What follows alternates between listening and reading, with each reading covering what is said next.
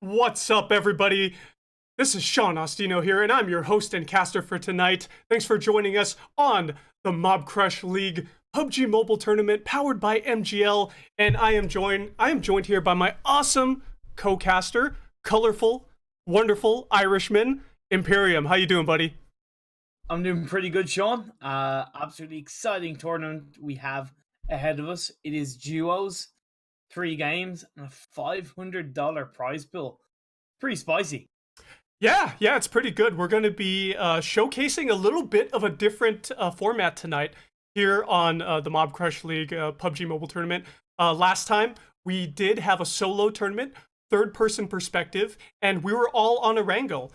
This time, we're actually going to be... Let's go ahead and take a look at the matches that will be coming up. Yeah. We're going to be starting off on a wrangle, very familiar map, that classic map that everybody loves. And then after that, so there's actually 3 rounds tonight, 1 heat with 3 rounds. We will be doing a wrangle first. Then round 2 will be going into Sandhawk. Round 3 will be going into Vikendi. So what kind of a difference does this offer the viewers at home and the players that are participating at Imperium compared to the previous tournament that we had here? Well, of course, Sean, it helps, first of all, to keep every game fresh in its own right, landscapes, everything for the viewers and the players. But then when you go into the game modes and the strategies that's involved, Sandhawk and Vikendi both are a lot smaller maps. So therefore, the blue zone is a lot tighter. The circle shifts a lot quicker. The whole gameplay in general is a lot more kind of aggressive and faster paced.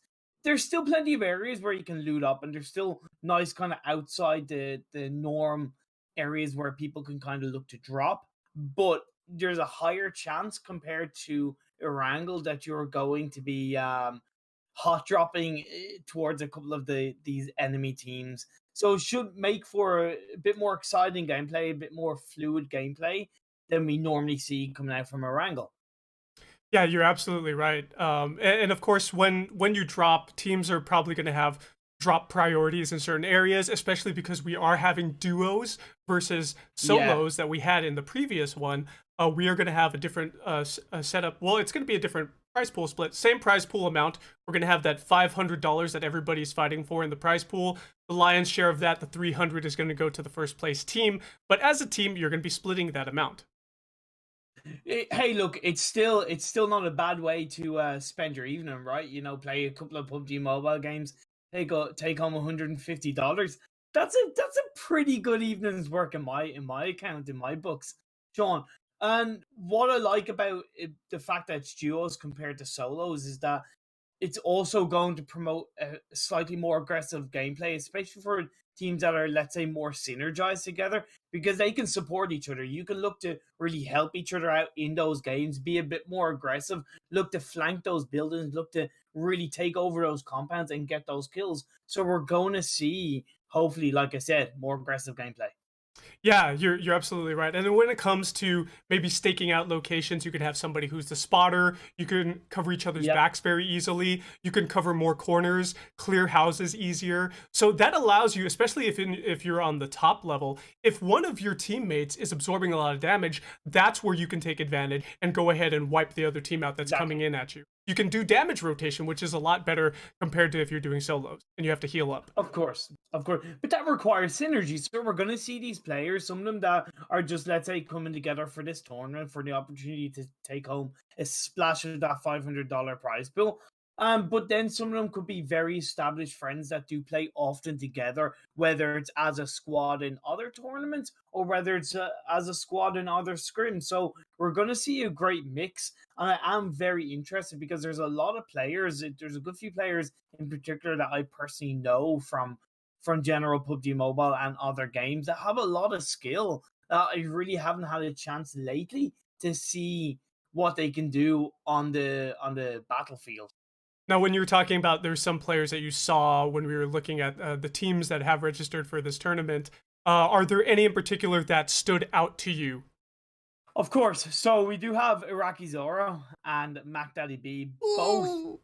both of those guys, as you know, Sean and myself, We know them from various other video games, including Vainglory in particular. Both of these are very competent mobile phone players in terms of their reflexes, their abilities. And I have seen Iraqi Zoro play Rules of Survival and PUBG Mobile in the past, but not recently. So, like I said, it's part of why I'm looking forward to seeing him play. And then you have the likes of Zute, as well as the Twitch streamer T-Dog Clysis, who T-Dog Clysis, love that guy. yeah, who I played with recently, and he's very aggressive. He's very forward thinking, very on the forefront of getting into the thick of the action. Has a lot of energy and looks to apply that on the battlefield whenever he's playing. All right, well, we're gonna go ahead and we're in the lobby right now, everybody, but we're gonna go ahead and get started. And while we're loading into the map and the lobby area of the map here on the Wrangle in the very first round of this heat, yeah, this is gonna be a pretty crazy. It's gonna be a pretty crazy experience for us here for the PUBG Mobile tournament on the Mobcrush League, powered by MGL. Now, I believe there's been an update that's actually happened since we did our last tournament here. And if you could go ahead and enlighten us, Imperium, what are some of the changes that we've seen in this new update for PUBG Mobile?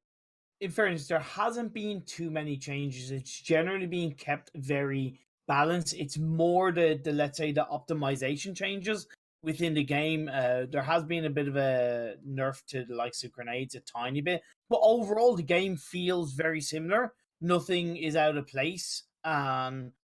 These players should generally have had no issue getting used from the previous patch to the current patch.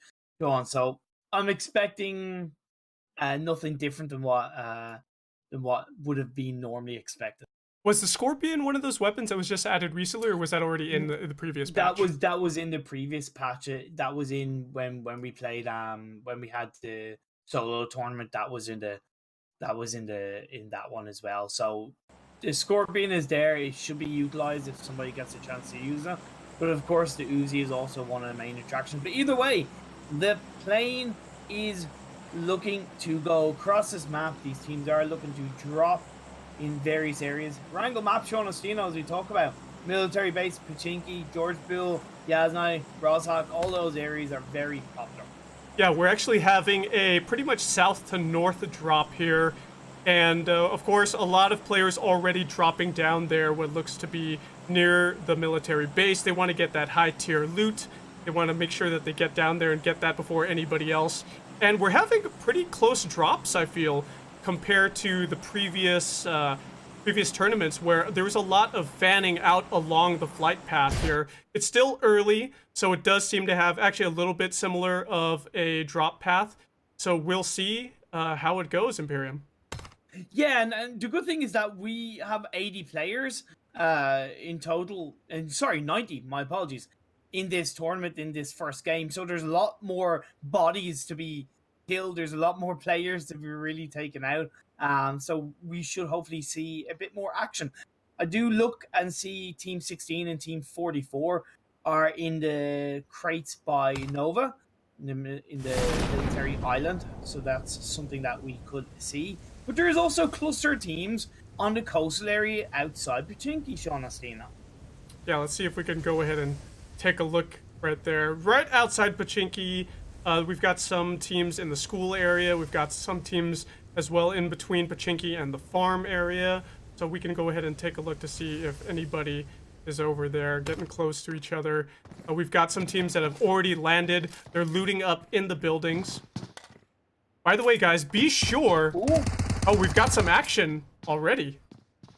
We do. Team 11, Team 45. I will kind of finish what you were starting, Sean, because the early game action can be a little bit standard.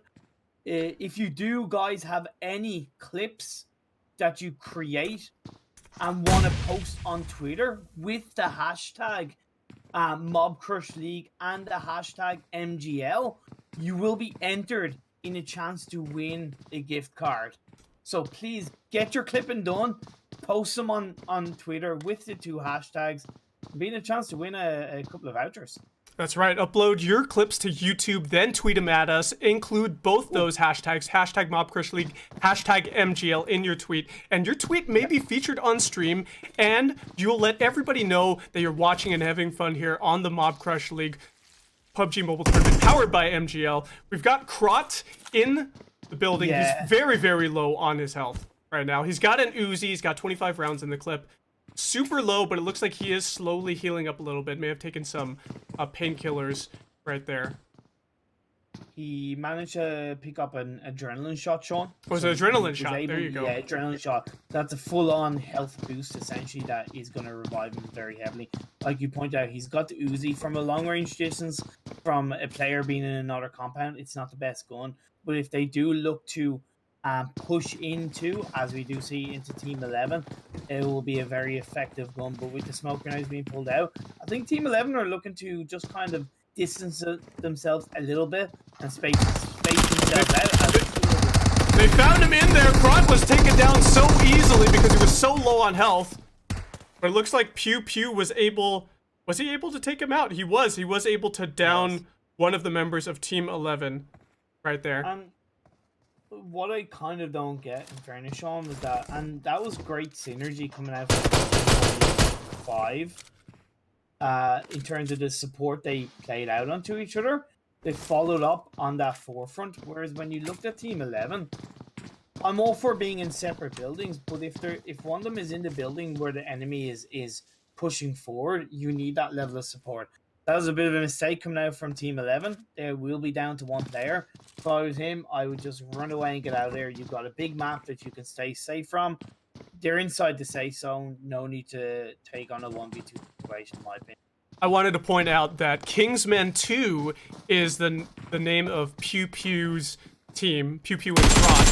And looks like they're getting lit up over there. Pew gets taken down. He's knocked down, but Trot was able to take out the aggressor in return, and now the shoe's on the other foot where Trot is reviving his teammate.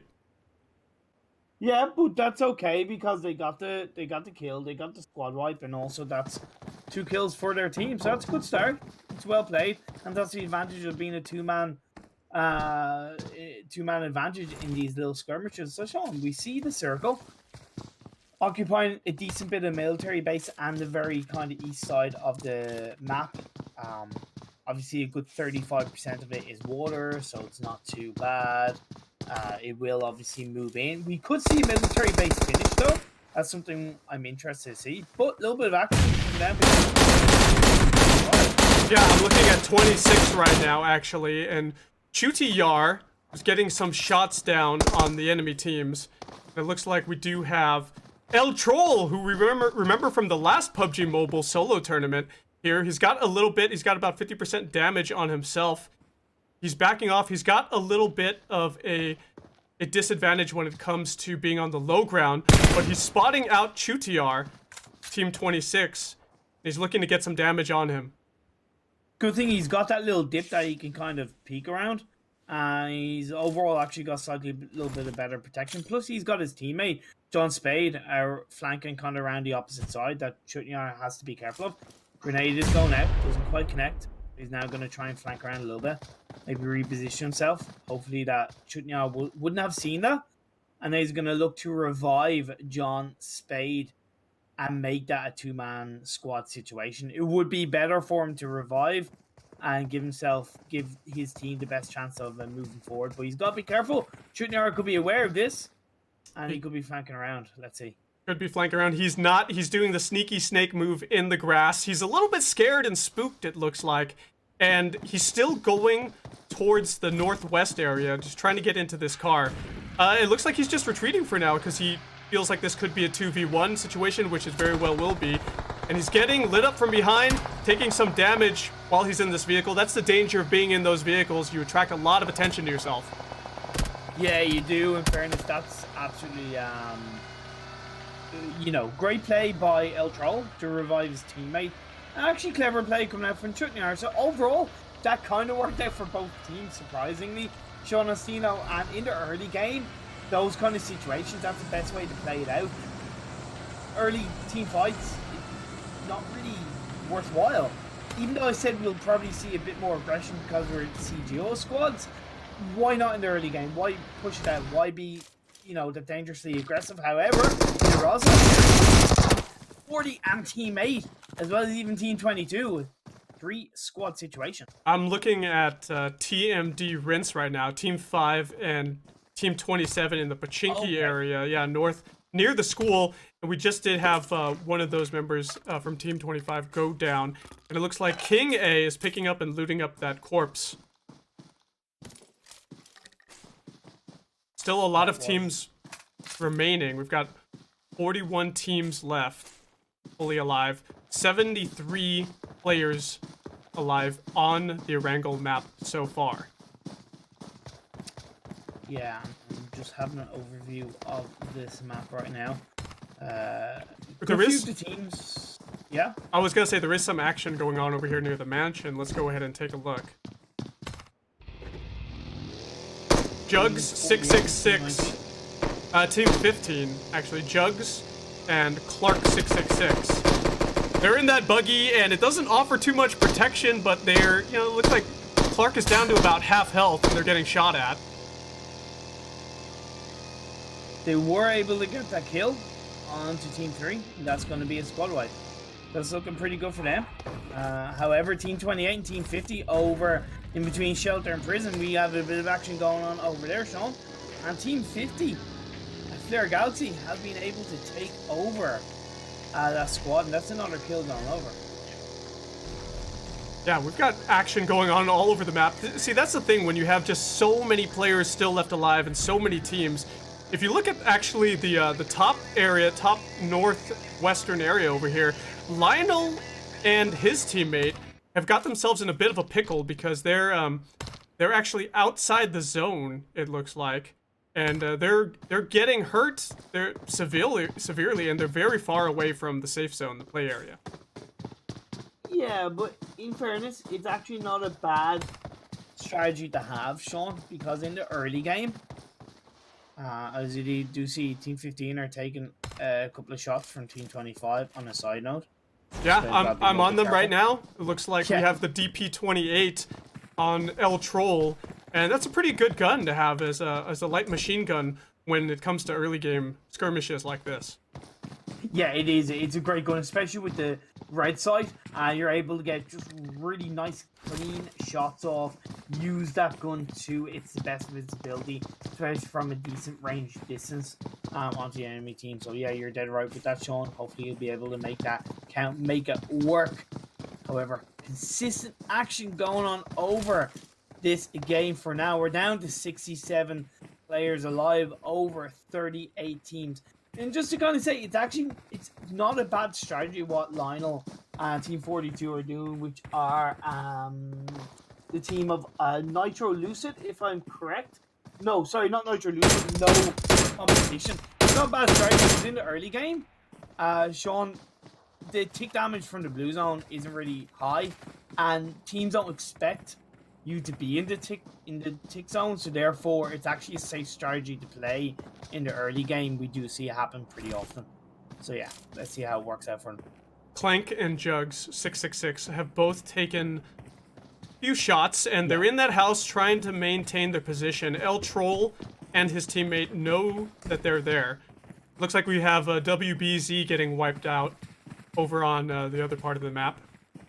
It's unfortunate WBZ2Fine was one of those players who actually made a little bit of an impact in the last round of the previous PUBG Mobile solo tournament here on the Mobcrush League powered by MGL. Yeah, and there's just a lot of little bits of action happening around the place for now. Trying to get a bit of an overview. We see this next circle is starting to kind of close in, so it's getting smaller and smaller. These teams are clamping closer and closer together in this game. Team 36 are over the bridge looking to maybe camp it, see what they can do around that area, because there is still a couple of players in the military base having to move over. So let's see how that does pan out for Team 36. And then also Team 45, I like where they're positioned right now. They have a coastal line, nice open area for them to loot up, get a couple of compounds, and see where the next circle takes them.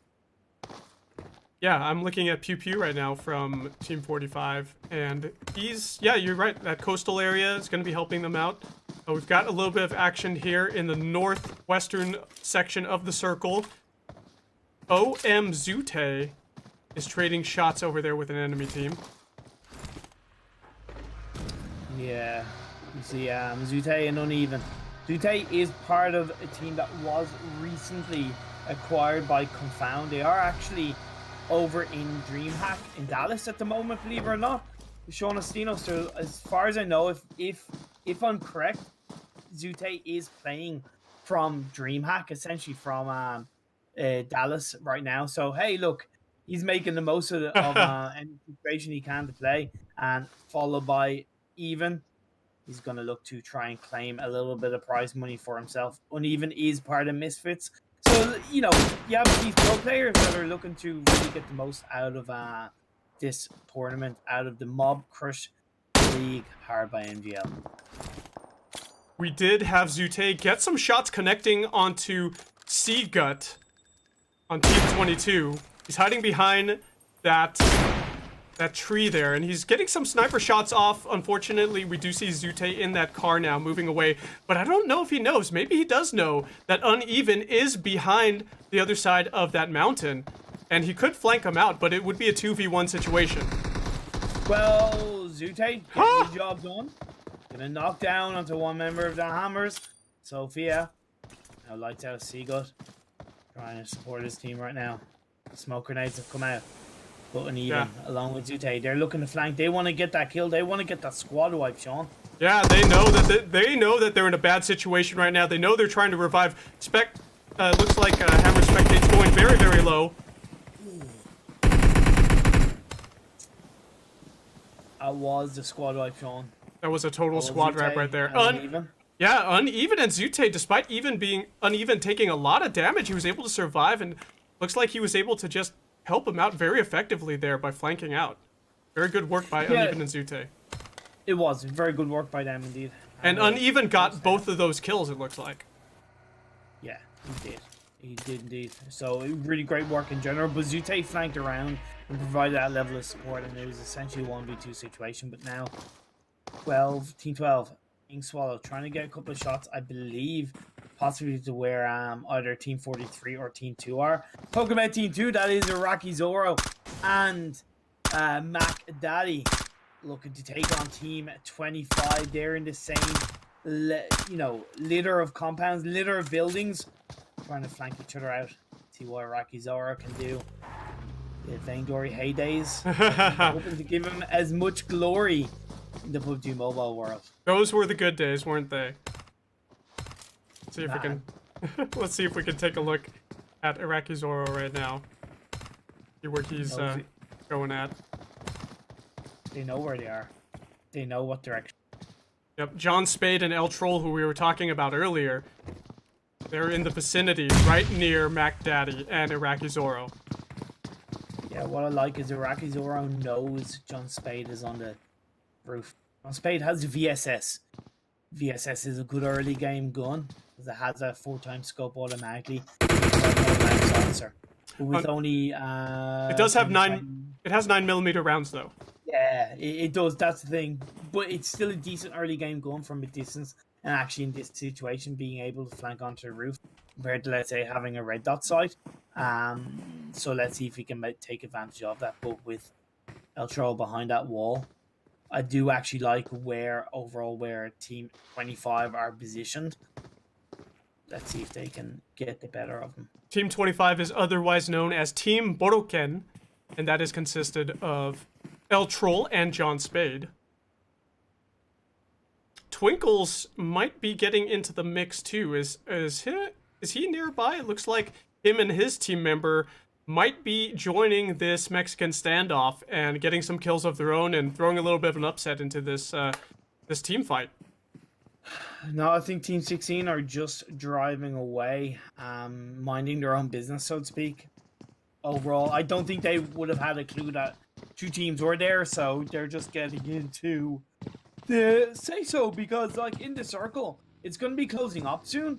So, with the likes of Team 16 looking to move in, it's actually clever what they're trying to do. However, now we're seeing another team join the fray, which is Team 21, Sean. Yep, that's Fireburst, and he took some damage. He's down to about half health, applying a bandage at the moment. Looks like there is a team member down in the vicinity. Smoke grenade has been thrown out by Fireburst to try and provide some good protection. That wall of smoke for his teammate, however, Fireburst is taking damage from also Team 25. Oh, he's getting down so low, and they're both wiped out. There is no way that smoke is going to help them now. Yeah, the smoke just wasn't enough protection, Sean. I liked what Team 21 were trying to do in terms of that smoke wall, but hey, look, it doesn't work. However, still seeing this circle has compounded so much, Sean. Look at this circle. Have a look at how I'm taking a look.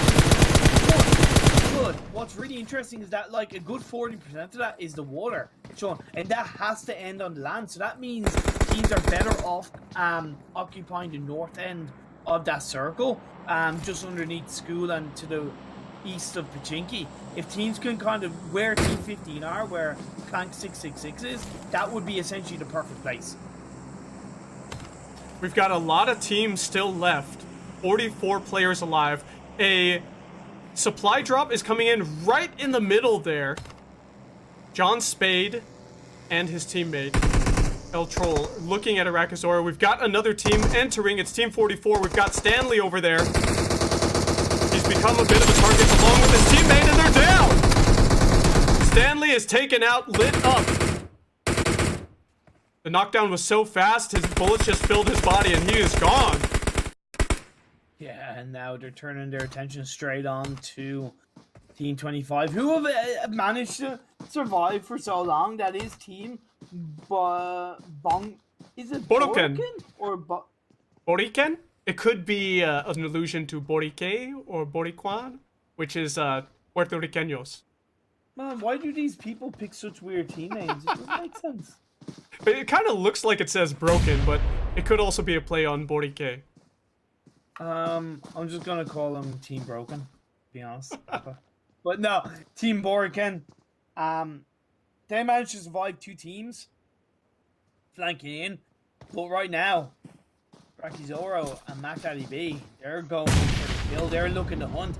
Nade was thrown out by Rocky Zoro, trying to catch him out, but no, it doesn't quite. He's now going upstairs, going outside the building, trying to flank around. When you're consistently moving around, yeah, okay, you kind of risk yourself of getting spotted, but by consistently moving around, you're not staying in the same place to also get spotted out as well. So it's actually nice what Rakizora is trying to do. He's now hitting out a smoke grenade to try and give himself that area of protection that he can move around, try and find a better position on Team 25. He's got that mini sniper rifle, or is it a DMR that's in tow? Mini 14, yeah. Yeah, the Mini 14. Shots are coming his way. They know he's there. They know he was trying to get the inventory, and he's down. He's knocked down. Mac Daddy has got to do something here. The explosion from the car was just too OP for the OG Arakizoro to handle. I feel like that was definitely a risky position, because when he threw out the smoke grenade, he instantly alerted Team 25 whereabouts he either might be now or where he might be going. And that's always a risky thing. And when there's a car there, come on, 2-2 makes 4, Sean. There's a chance they're going to try and blow it up and they're going to get affected. You did point out correctly that there is a shot fired by Team 25. Not quite hitting Iraqi Zoro outside of smoke. If I was Team 25, I would go in for the kill. Be aggressive.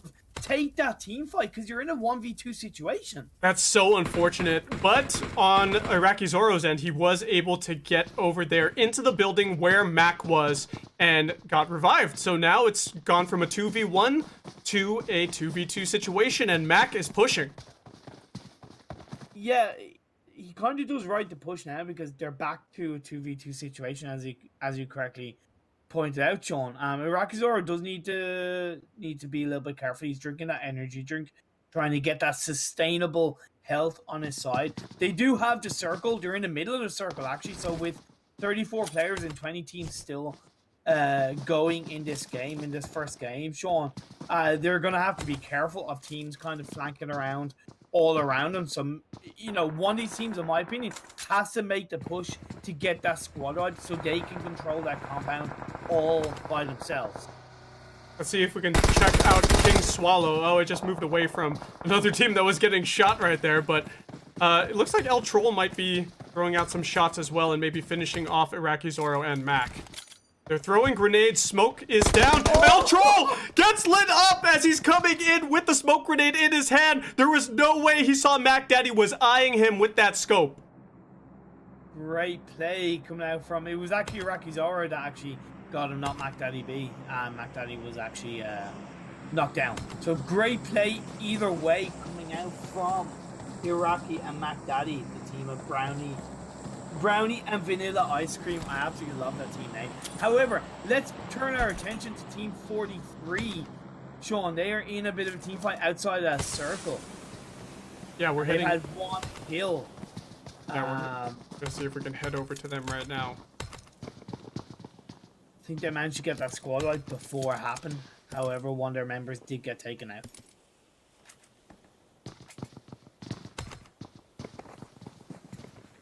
Twinkles and Bullet are in the area, Team 16. So this is getting to the point where the circle is just so small that we have a bunch of teams in the area going to be colliding as the minutes go on, getting into the play zones. Okay, I'm on to King's Maniac, Team 12. They get one kill onto one of the teams, and that's a finished squad wipe. And now they've got the high ground by the close area. Yep, they're going after Team 36 right now. King Swallow fell down! He didn't fall to his death, but he got some chip damage onto his health. Yeah, great play by Team 12. I love where they're positioned. They do need to move in to the next circle sooner rather than later.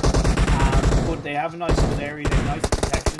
They have the circle, and now teams are now moving in. Mac Daddy on the side of teammate. Oh gee.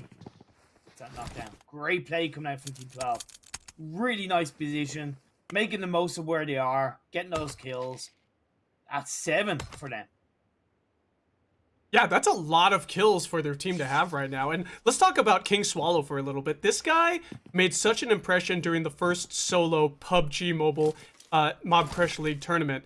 And he didn't do so hot when it came to the second tournament. He was not even in the top 10. And he couldn't get himself that $300, the lion's share out of the 500.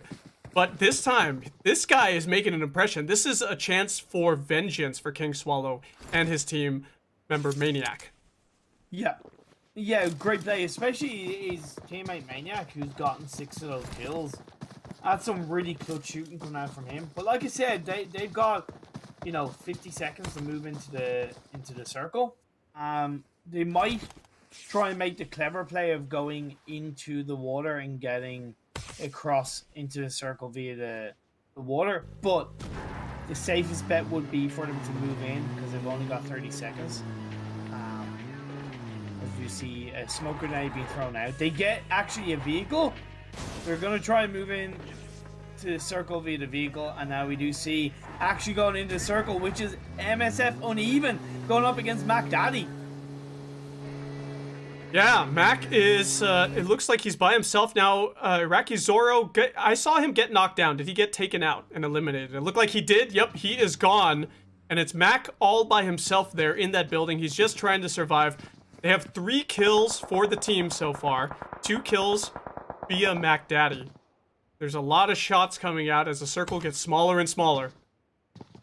Yeah, these teams that are up in the north area, that's the safest place to be right now, in my opinion. Because I feel like the next circle is going to go more towards in between those two bits of land by the road. And with more of it being occupied by the north area, that would make sense. But action going on. Team 16, Twinkles and Bullet, who've got 6 kills for themselves as a team. They're in the center, essentially, of that circle. With the AKM, trying to get those shots off. One knockdown with this car, gets it done. Bullet shooting out with that assault rifle into the team below them. Looks like he's rotating back into the building to go ahead and get himself a better position, get himself an elevated position there with Twinkles. It looks like Tracker is applying a bandage. They've got smoke grenades down to give themselves some cover, but they have a very slim tree blocking their way.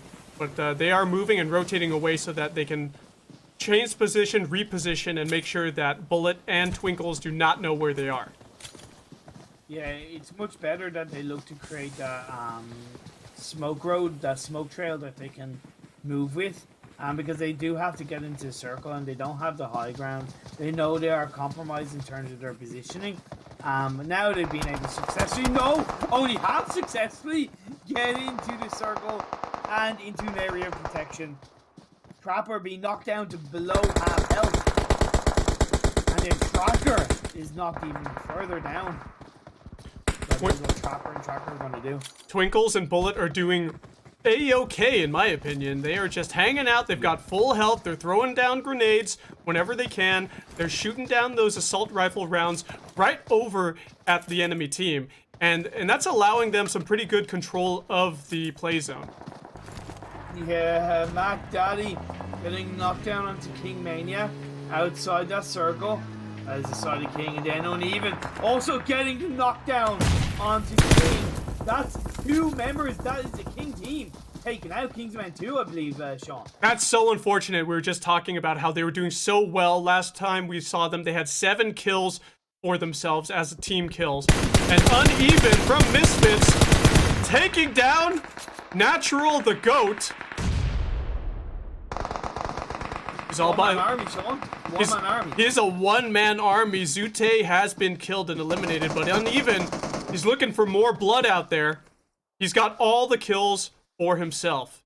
Can he go sneaky snake and take out Twinkles and Bullet? We're just over that hill. I definitely think he can. He's got 6 energy drinks. He's got to use those before he pops over the hill. It is essentially a 2v1v1 situation. His military vest is very heavily damaged. He's got little to no protection from that, as does his helmet. So he is very heavily compromised, Sean. So I do get why he's prone down. Also with the circle being very open, you don't really want to stand up in this situation. This is the kind of situation where it's okay to be sneaky snaky. Yeah, and I'm surprised here looking at Platinum X. He has 0 kills for himself. He's got 3 team kills, though. Unfortunately, Spetsnaz must have gotten all those kills. He is gone. So we've got the support player here, potentially, Platinum X. We've got the guy who is just needing to get position right now to allow for that placement and get those good points here. He's already placed in the top 3 right now. So Platinum X and his team member have got pretty solid position. Why not just go ahead and let the other teams kill each other? Yeah, of course, but he's still got to get into that circle. He's about 8 meters away, Sean. 7 meters now at this stage, so he's moving in slowly but surely. He's trying to be aware of every single bit of angle around him, so make sure that with every prone, with every step that he's taken, he's not being spotted out. I like what he's doing. He's taking his time. It is a 2v1v1 down to 4 players, 3 teams. Bullet is trying to use the car to his protection, which isn't a bad thing, but there is a chance that it could be blown up. Who knows? Yeah, this is a very dangerous situation for all these teams here because we've got wide open grassland. Sure, there's some hills and valleys there, but they're gonna have to go sneaky snake in the grass because there's no cover. I don't see any trees that are around them. It's all grass and there's no buildings within the circle. And every single member is actually outside the circle, Sean. The closest that somebody is essentially, I believe, if I'm correct, it is 80 meters. So Uneven and Bullet are both about 80 meters away from the circle. Now they're moving in a little bit. So they're very, very close. It's going to take that one split second of spotting an enemy player in that grass that's going to make the biggest difference here. But they've also got to be aware of how they are positioned against the enemy teams. 32 minutes into the game. The last circle is starting to close in. This is going to force all the teams to get in each other's faces. So Platinum X is going towards that smoke grenade. Could he be using his enemy's smoke grenade for potential cover? Will it run out? Will he reveal himself? Will Twinkles see him? Uneven, coming in, closer, slithering towards Twinkles. He sees him, and he was able to take him out. He's down. Hey, that's good for Platinum X, right? That puts his team in the top 2. He's actually inside the safe zone, Sean. He is inside the safe zone. Oh my god. Move. And he has a bit of a dip, so even though it's a 1v2 situation, Platinum X actually has a really good position. But with the circle being so low, grenades can fly, they can do damage, it's going to be close. It all depends on how much this Bullet and Twinkles team duo do have in their arsenal to deal out to Platinum X. 1v2 situation, we're coming to the end. Yeah, 2v1 situation. It looks like Twinkles has the Scar in tow, so this is going to be a pretty good assault rifle to use. Versus the AKM, though, it's kind of a toss-up between which of those two assault rifles is better, because they're both very good. Unfortunately, judging by how many kills he's gotten, Platinum X seems to be a little bit more of a passive player. They spotted him out! Bullet taking some damage, and Platinum X is down! It's all Twinkles and all Bullet. They get themselves the final kill right here, and the win. Placement in the first round here on Erangel in the Mobcrush League's PUBG Mobile Tournament powered by MGL. It is so good, Imperium. Yeah, it was a really great play as a duo coming out from Bullet and Twinkles. So not only did they finish first, but they got a grand total of 12 kills. 12 kills.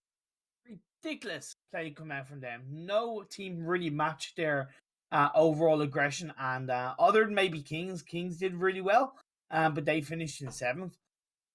So, you know, really great play coming out from them. But I've also got to give credit to Platinum X, Seven Stars Platinum X, putting his team in 2nd place. Not bad. Yeah, not bad at all. Bullet and Twinkles, that is Team Null right there. And those guys, if I want to connect their name to something, Null got 0 deaths. They both survived right there.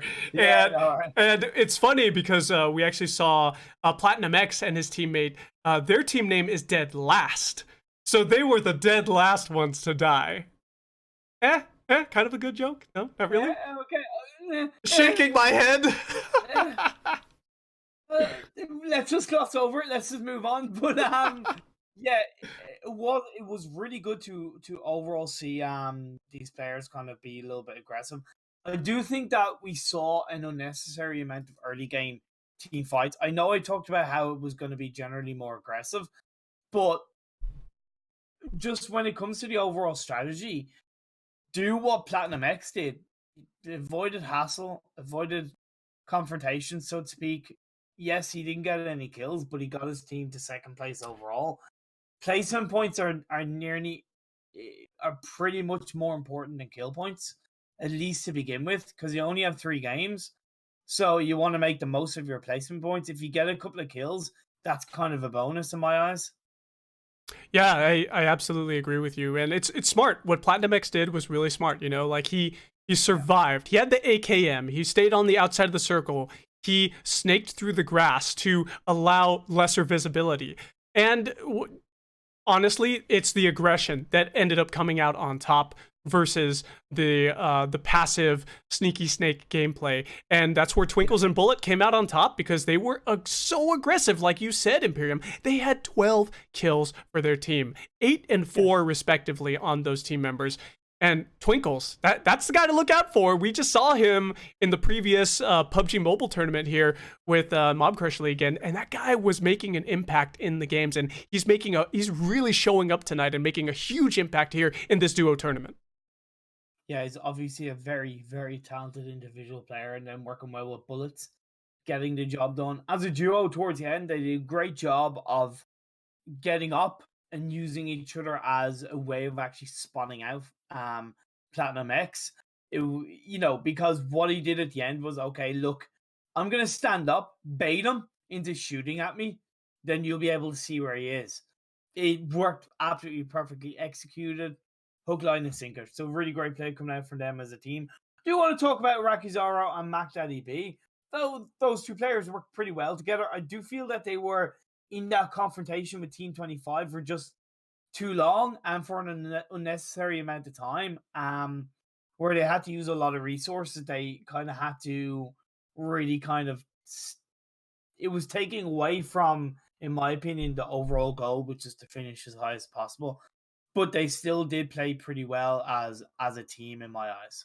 Yeah, I think it was really unfortunate how that team fight, or the numerous team fights, ended, because they survived for so long. But what made it so obvious that they were going to go for that inventory box there on the dead man's corpse was he threw the smoke grenade right on top of it. I feel like maybe, and I'm not the pro player here, so go ahead and blast away at me, but it just made it so it was super obvious that that's where he was going for. And why not have the enemy team just go, hey, let's just, and I think that was Twinkles and Bullet, right?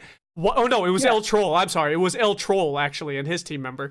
Why not just blow up the buggy that's right there? Maybe we'll get a kill. Maybe we won't. And that's what ended up finishing Iraqi Zoro off.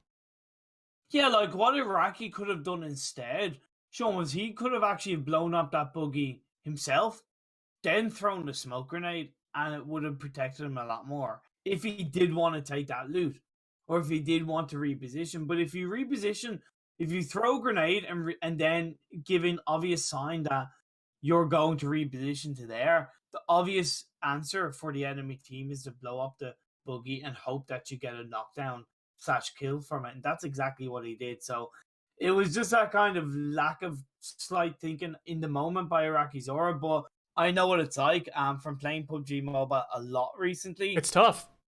It is tough. And sometimes in the heat, sometimes in the heat of battle, you do things based on instinct and adrenaline, and don't necessarily rely on your training or what the other team could potentially do. You don't think of the counters in the moment, and then they counter you. Exactly. So, but that comes in time. That's, you're not always going to get perfect. So either way, great play by them.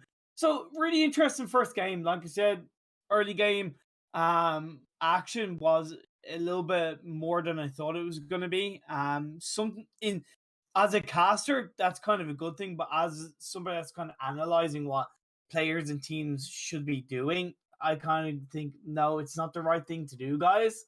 Just, you've got a big open map.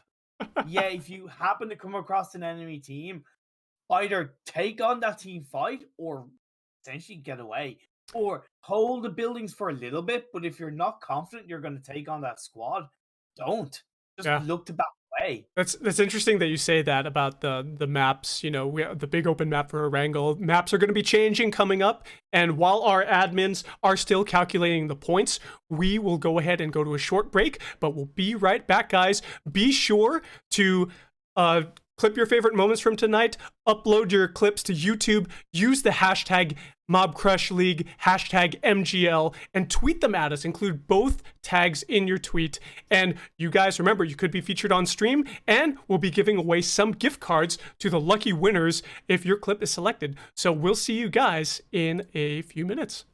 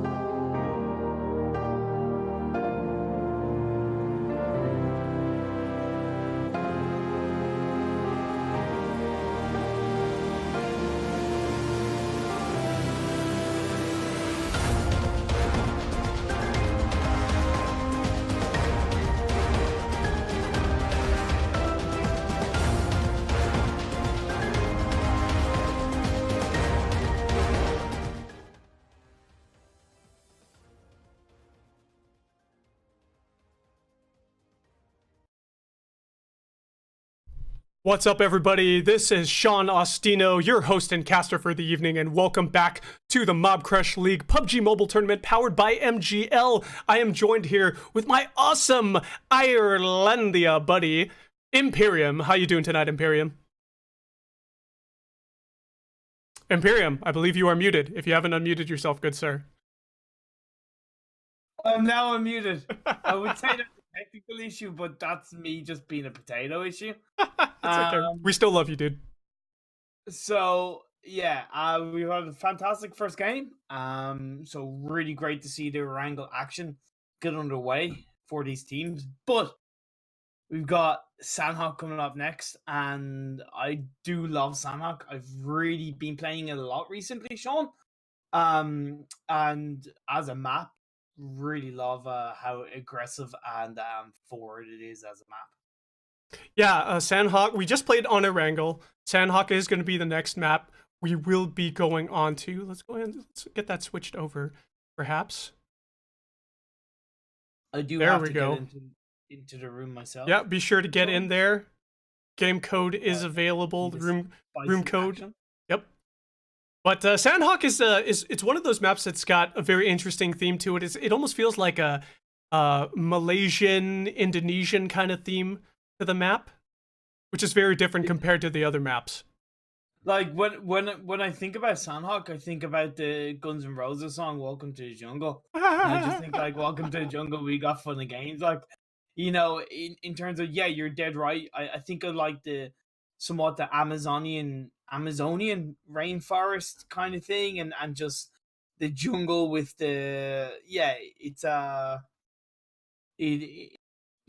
love You like the map a lot. You like Sandhawk. I do. I do. As I said, I've been playing it a lot recently, Sean, and I've really come to love it. And I've gotten a far better idea of the hot drops and areas that, you know, the more aggressive teams will look to get the hold of. Let's go ahead and talk about the point standing so far, my good Imperium, because we kind of... No, we let our admin guys calculate everything on the back end, and we've got everything available for you now. You at home will see the team names as well as the player names flashing before your eyes. And right now we're looking at 11th place all the way to 20th. We've got, let's start at 20th. We've got Wanna Cause 503 there. 7 points for them. Brownios and Coolio, by the way, with 7 points. Goofy Goobers with 11 points in 18th place. Mistakes were made. I guess they made some mistakes, but they got themselves 16 points. Killer Dads in 16th place. 15th place has got Pendasal and Lady Traz on Team Dax.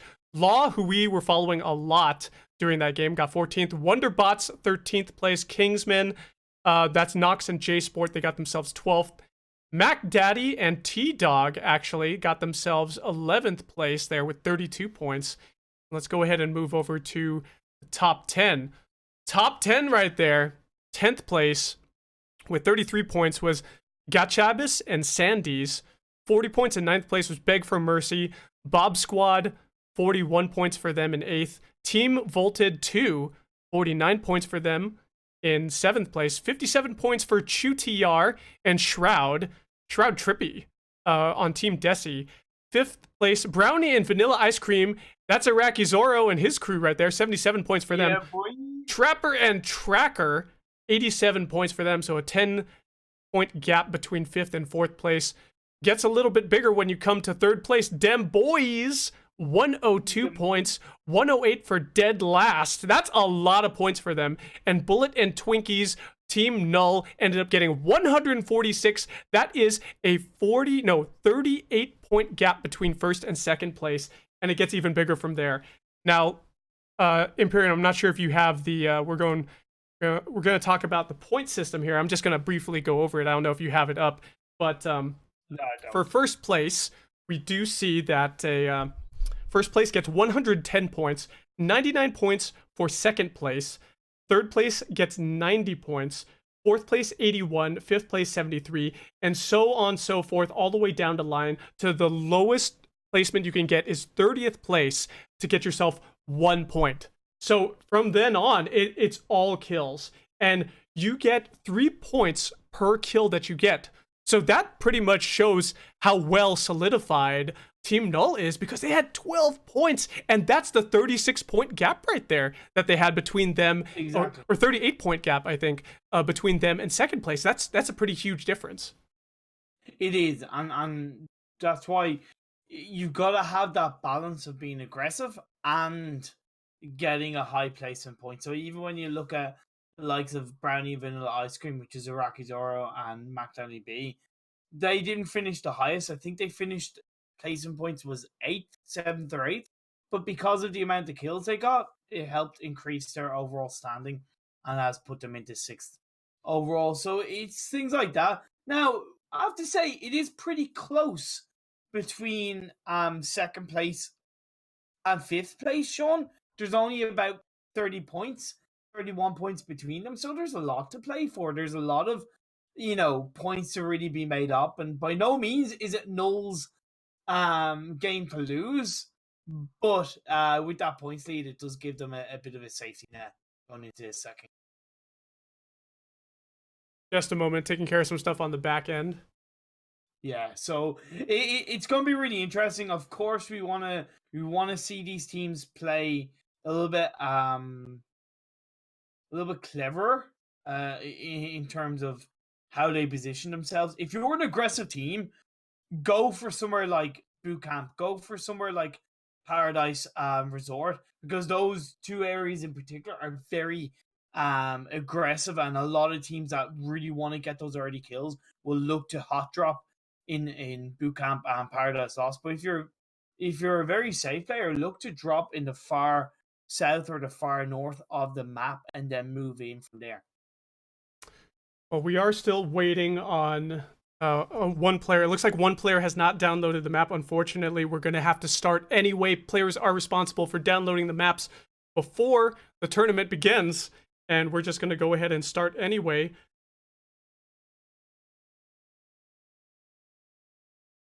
Yeah, just going to look to sort this out as quickly as possible, in fairness for you guys. And yes, we are getting into the game, Sean.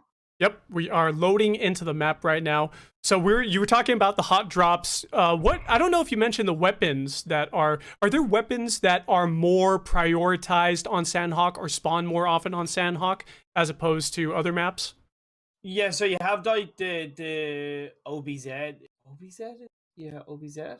The 7249 as well. Those two guns are very popular. Wouldn't be super common in Sandhawk, but more common than the likes of Wrangle. But those are very popular guns. Part of the reason why is because they're very solid AR guns, and because Sandhawk is a little bit tighter as a map overall, you're less likely to use a Car 98 or an AWM type sniper gun. So having that really solid high damage dealing AR with a decent scope makes a huge difference, Sean. Yeah, absolutely. It's going to be a huge difference. We are going to be dropping into the map momentarily. So we'll go ahead and switch you guys over to the game. Yeah, let's get this show on the road. Yeah, if we're looking at the drop zone right now, we actually have the flight path is going from the kind of the western side, northwestern side of the island. We've got players already starting to drop in the very first city there, and it's going to be going all the way down to Sami down there in the southern part. So a little bit more of a northwestern prioritization for a lot of these players to be dropping out onto the map. But yeah, this is going to be good stuff here, and welcome to round number 2 in this heat, everybody, on the Mobcrush League's PUBG Mobile tournament powered by MGL. This is duos, baby. This is what we live for. Yeah, so we see about 4 teams have dropped around Boot Camp, and around 4 or 5 teams have dropped around Paradise Resort. Apologies, guys. We're going to see a lot of action. We might not be able to get your teams playing, your team's fights, but I'd like to take it over to Team 31 and Team 44. There's a lot of action happening over in Boot Camp. Yep, I'm looking at Team 44 right now, and it's already annihilations. HH24 is taken down. We saw him have such great success in the last tournament, but this time he was just taken out so quickly there. Just like that, we see Team 31, Lakerson and Teenska getting 3 kills for themselves, and that is one member of Team 50 is left to fend for themselves in that boot camp area. 4 teams drop, but only 2 teams survive. As we will move it down to Paradise Resort, we do see Mac, Daddy B, and Iraqi Zoro going at the Team 22, I believe.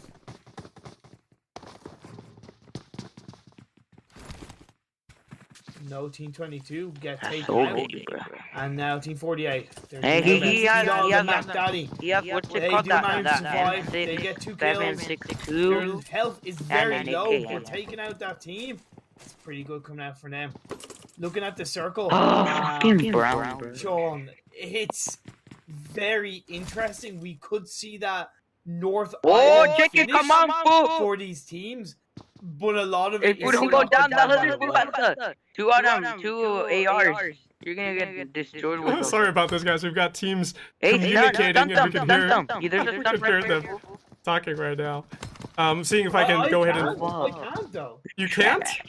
Okay. No. Oh, you can't hear them. Okay, I could hear the teams. Yes. It's kind of funny. It's a little bit distracting to me. Hopefully, I think we can hear them on the stream.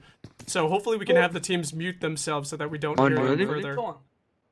Sean, look at all the teams down the south. Yeah, outside the circle. Yeah, they are way outside in the southeastern section, and there's a lot of fighting going on there. Unfortunately, these guys had no idea that the circle was going to be in that particular path.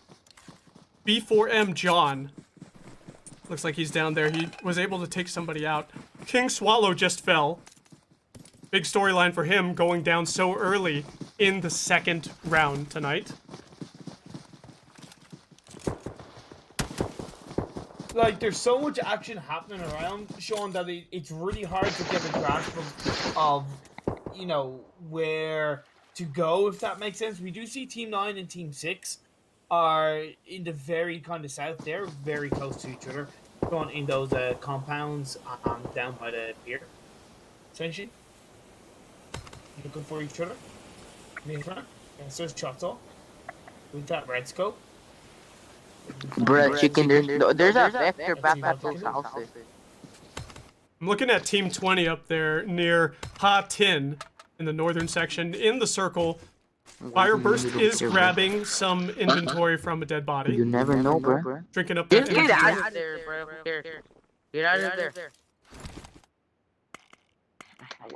Right now, BZ Venom on 40 outside the circle. He's taking a couple of What food is it? Pornhub. Team 14 decided Mayor Pawnage and Rampton XCV. They're out in the open. I'm looking at... They're on the hill. Oh, you should have I'm looking at WBZ2 Fine right now. Okay. He is actually just getting blown up! Hit, knocked down by a fragmentation grenade. Will he be able to get revived by his friend, Scummy? I don't think he's gonna be able to do it. How do I expect it? See how you leave me, bro. Get those shots off. WZM against WBZ. Very similar team names. Let's see if they can get similar in terms of team fights. Couple of grenades coming up. Tries to reach. It's a wall against wall. Team fight. He gets thrown down, but he gets taken out by Scummy. Yeah, Scummy using that wall to his advantage, despite having the low ground. He was able to just utilize that wall, just like you were talking about.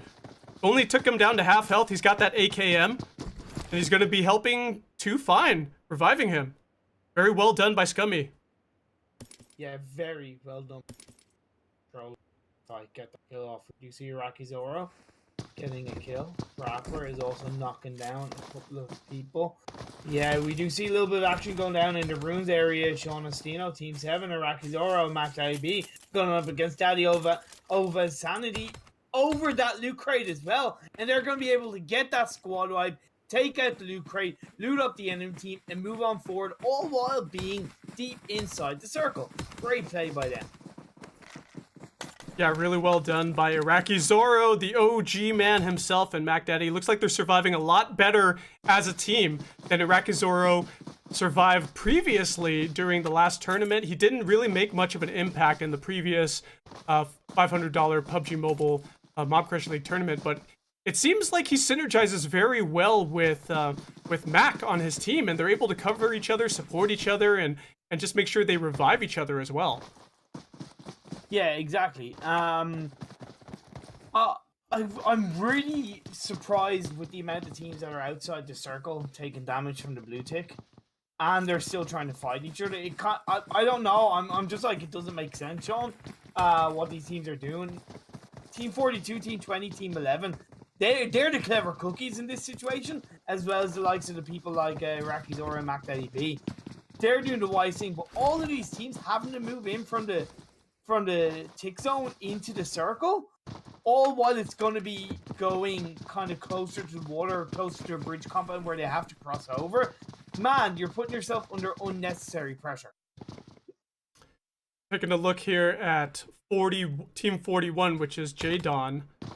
BZ J-Don here. He's got himself an energy drink there, you know, just fueling up for what's coming. Team 32 is very close to them, very nearby, and it looks like TMD Rinse might be very close to them as well. We've got a little bit of action down here. Team 4, B4M John, just took out Pendasol right there, and it looks like Shroud fell to his death and was not able to recover. Unfortunate for him. I'm kind of curious as to, yeah, I like what Team 41 are doing now. They're moving into the circle. They were kind of outside the circle, but it wouldn't have made sense for them to be outside the circle and waiting for the teams to come in towards them.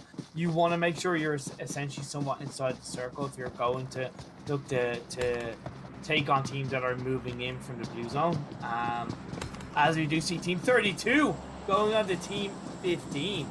I'm actually looking at Doc Evil Team 49 right now. We saw Ghost Doc Evil make such a big impact in the last tournament, and he's got himself a bit of damage on him. He's just trying to get in the play zone himself. He's down to about half health, but him and his team member, looks like there's some other teams in the vicinity. Will they be able to take him out? Well, it's like all of them are trying to get to the circle, and yeah, now we see Team 33. They take out Team 2.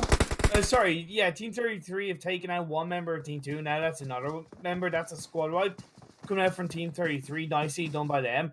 But I don't get why the likes of Team 2, who are obviously not able to handle right now that kind of skirmish, why they kind of stay outside the circle doesn't really make sense. However, this game is going on. We're down to 44 players, 25 teams left in this game. Sanhok, it's a small map. We're going to see how this circle compounds even more as we get closer and closer to this end game, Sean. Yeah, you're absolutely right. We do see that 33 there. They were taking some damage from the circle. They're fueling up, and they're just going to go ahead and try to get themselves repositioned. 31 shooting over at Team 39 right now. It looks like there's a Hammers team member over there. Teenska, who we've seen here a lot in the Mobcrush League, got his eyes on Team 39. They're just raining bullets upon them from across the pond. Lakers 0001 and Teenska rotating away.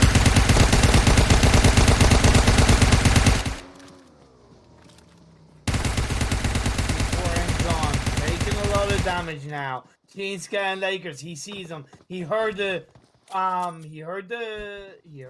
going over, but he's taking a lot of damage.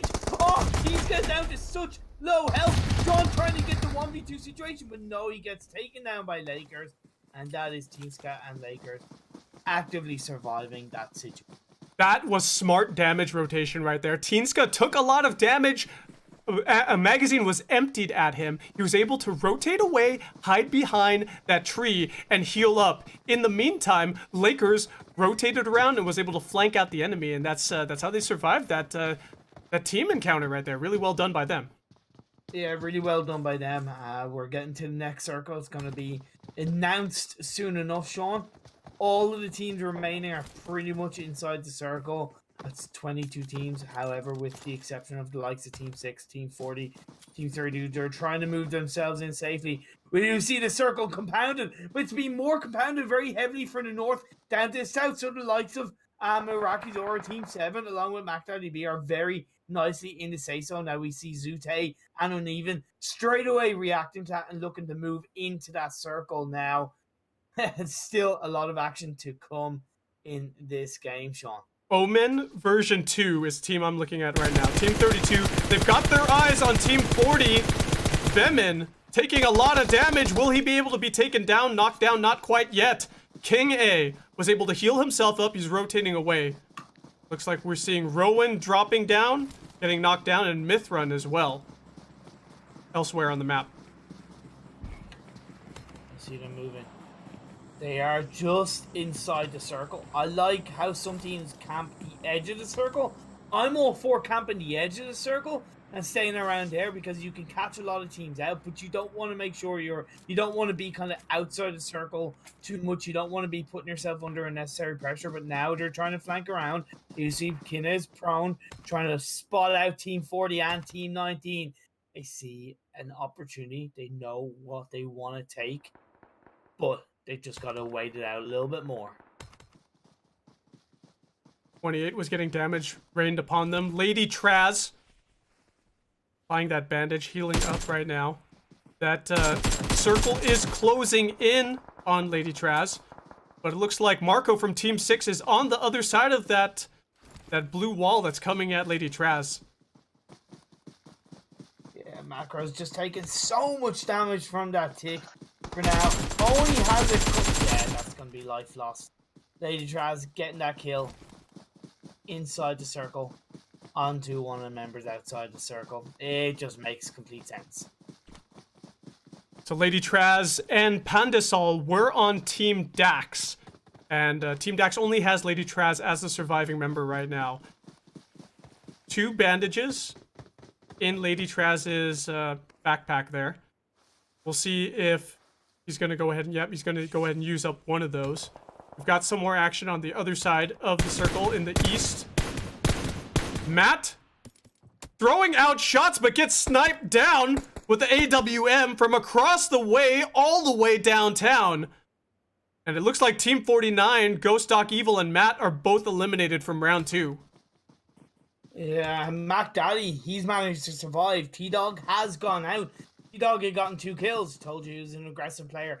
Fantastic streamer as well, on a side note. T-Dog Cleases and his teammate Mac Daddy looking to survive until the end of this game as much as possible. We are down to 26 players, 15 teams alive.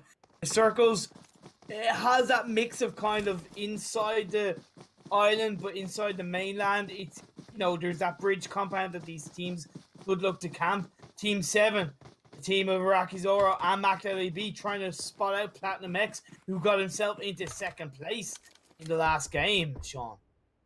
Yeah, it looks like they are looking at Platinum X right now. He's inside the he's inside, or rather outside of the play zone, and he's coming down that hill. Mac looking for him, trying to get a bead on him. Not able to successfully do it as of yet. Got that sniper rifle ready and waiting.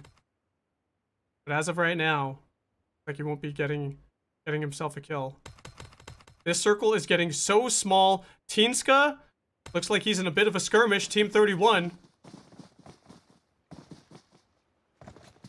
Him and Lakers are actually going for that boat that's out there in the water. They get on that jet ski. Nice safe way of moving across the water because they're going to have to move around. Look how big of a difference that safe zone was. It is going to be essentially an island finish, so to speak, outside of Sanhok mainland.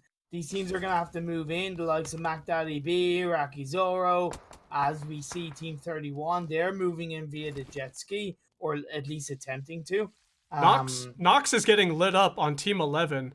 He's right to the northeast of the safe zone right now, and he is going up against Uneven. Yep, from Misfits. Zute and him have got Nox pinned down pretty well. And I believe there was shots coming from the west also. And there he goes, taken down by Uneven. Nox was not able to make it out of that very dangerous situation he was in. Yeah, I'm kind of not surprised, to be honest. It is Uneven and Zute. They won the last game. They're looking to take hold of the second game. They have themselves a nice chunky amount of kills right now, which is 6 already. Still with 20 players, so plenty of opportunity. They have the circle.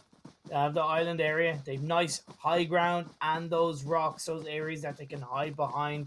They know that a lot of teams are going to be looking to move in close to where they are. Their position is absolutely perfect. Plus, on a side note, to the other teams that are looking pretty good, Team 35 and Team 17.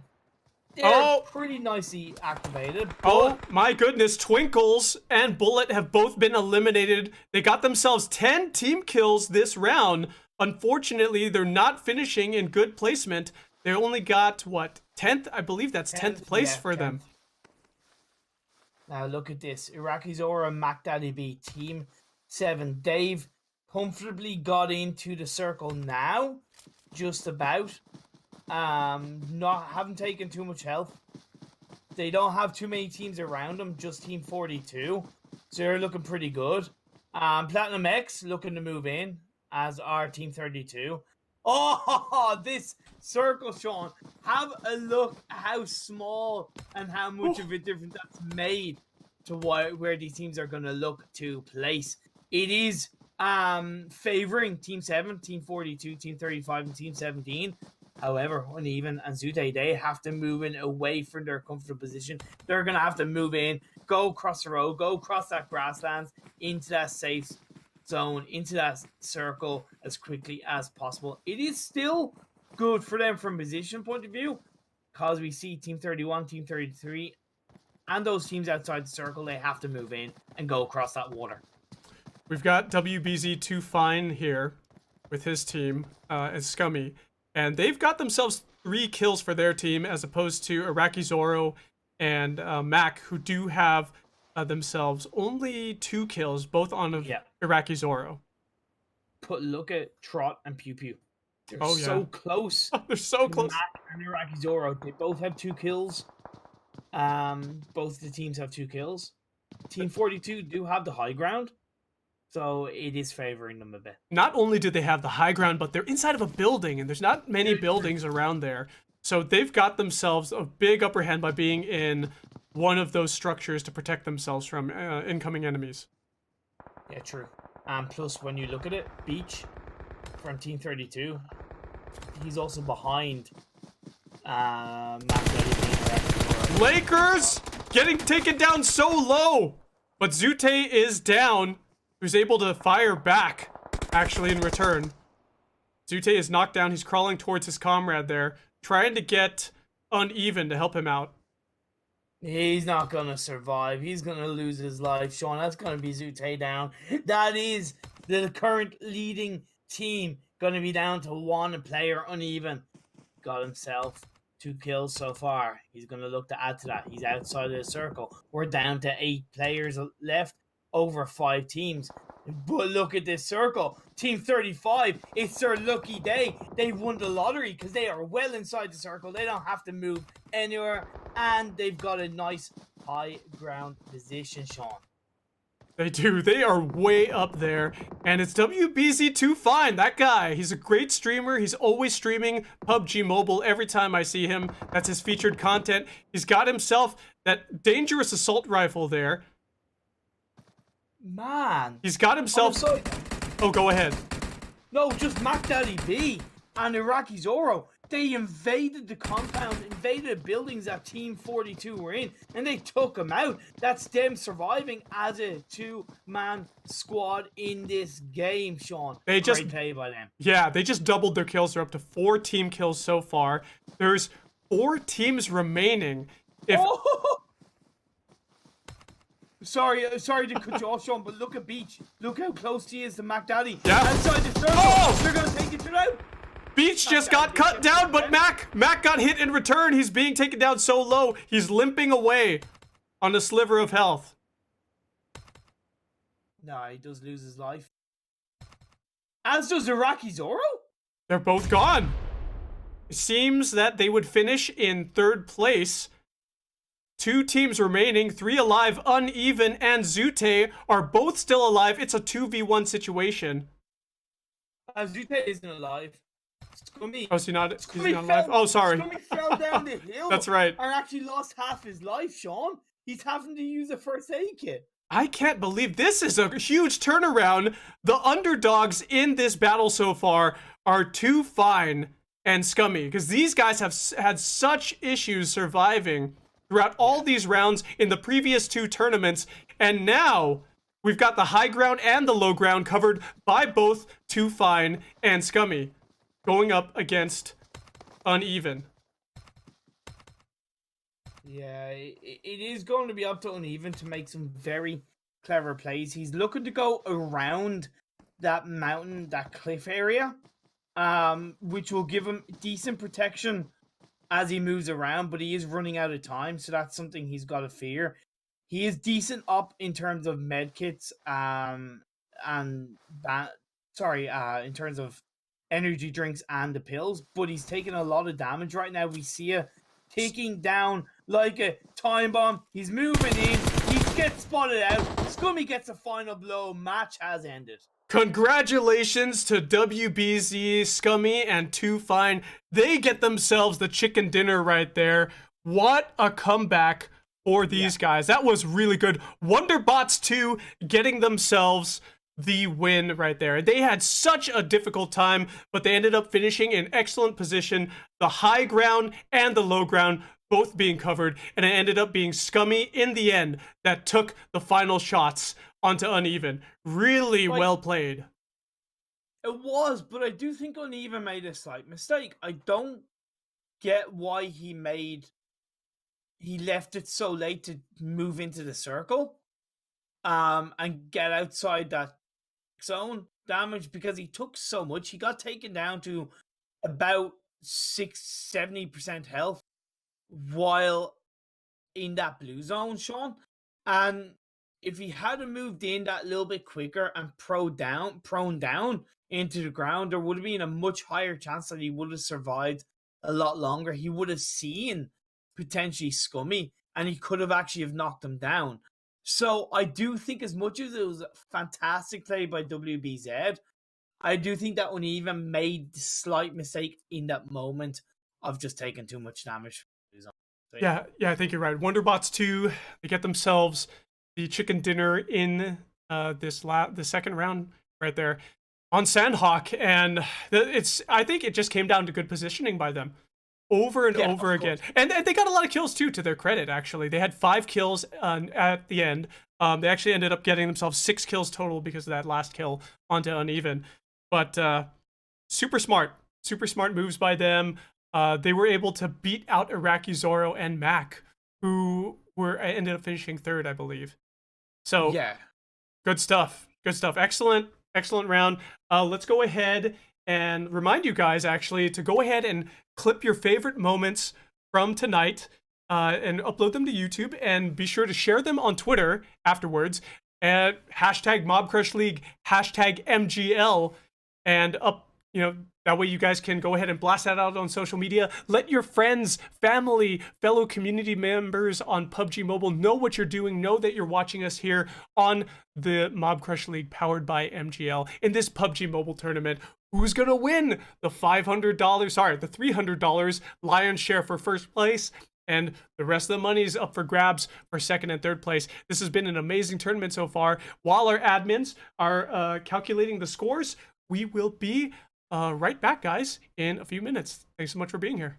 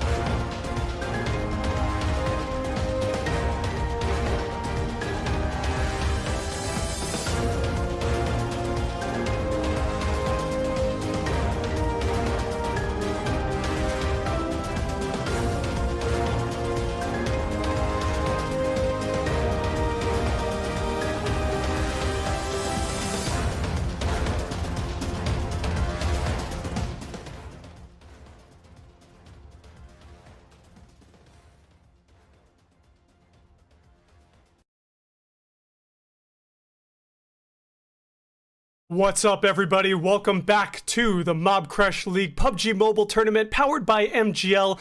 I am your host and caster, Sean Ostino, and I'm joined here by my good buddy, Imperium. How you doing, good sir?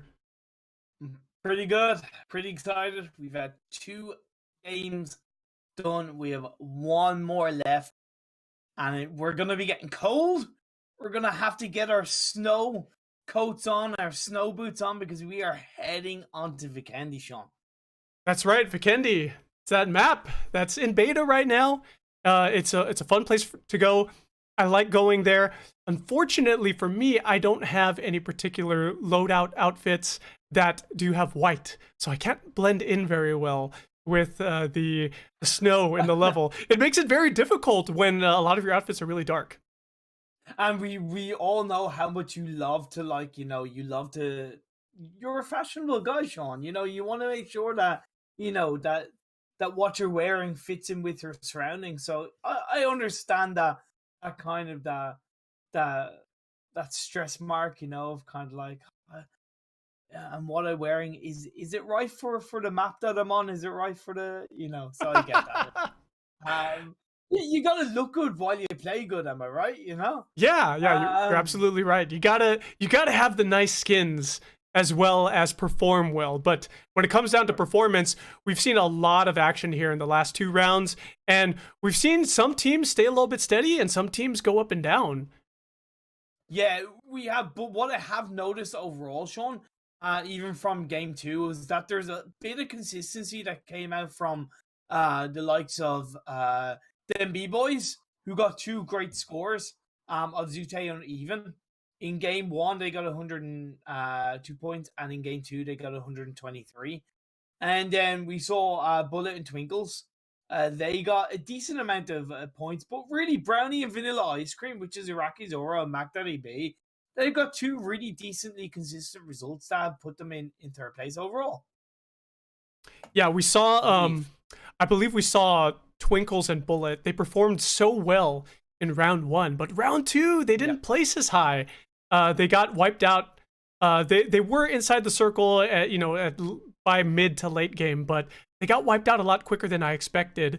So Uneven and Zute seemed to be the most consistent here, but when it came to winning round number 2, WBZ2 Fine and his buddy Scummy were actually the underdogs that really surprised us, and they're underdogs. They're Wonderbots team number 2, actually. Yeah, and just really they're working so well together that it just makes sense that they're able to get those good results.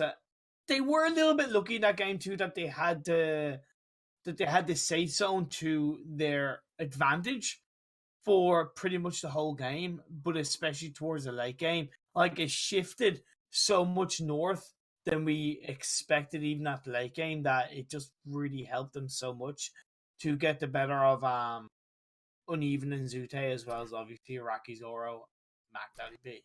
My good Imperium, I'm looking at the updated standings right now, and Wonderbots is in 20th place with 32 kills. So that's actually the sister team to Wonderbots 2. The big difference in placing with them being in 20th place. Lovers has got 37 points in 19th. Team Volted 2, 49 points. 53 for Popped Smoke. 56 points for Baby Koala and John over there in 16th. 15th is Boo Boo and the rest of his team on Bomb Squad. 57 points for them. 61 for Kingsmen in 14th. Desi has got 65 points in 13th. 12th place has got Pandasal and Lady Traz, who we actually got to witness some of their team fights on Team Dax, 67 points. 74 points for Omnipotent Gaming Blue in 11th place. Let's go ahead and take a look at the top 10 now. In 10th place, we've got Trot and Pew Pew, who we got to see on Kingsmen 2. Trappers, 9th place with 87 points. Tied for 87 points. In 8th place, actually, is Teenska and Lakers, who we saw numerous team fights that they were involved in. Slick Trick and his teammate, Killer Dads, in 7th place with 92. Omen V2 has got 105 points and a big jump, 23-point difference between 6th and 5th, with Wonderbots 2 getting 128 points because of their placing in round number 2. Dead last, 157 points. Brownie and Vanilla Ice Cream, Iraqi Zoro, and Mac, 182 points. That is a big jump from 4th to 3rd. And then an even larger jump for Team Null in 2nd place. And just 8 points up in 1st place, we've got Zute and Uneven.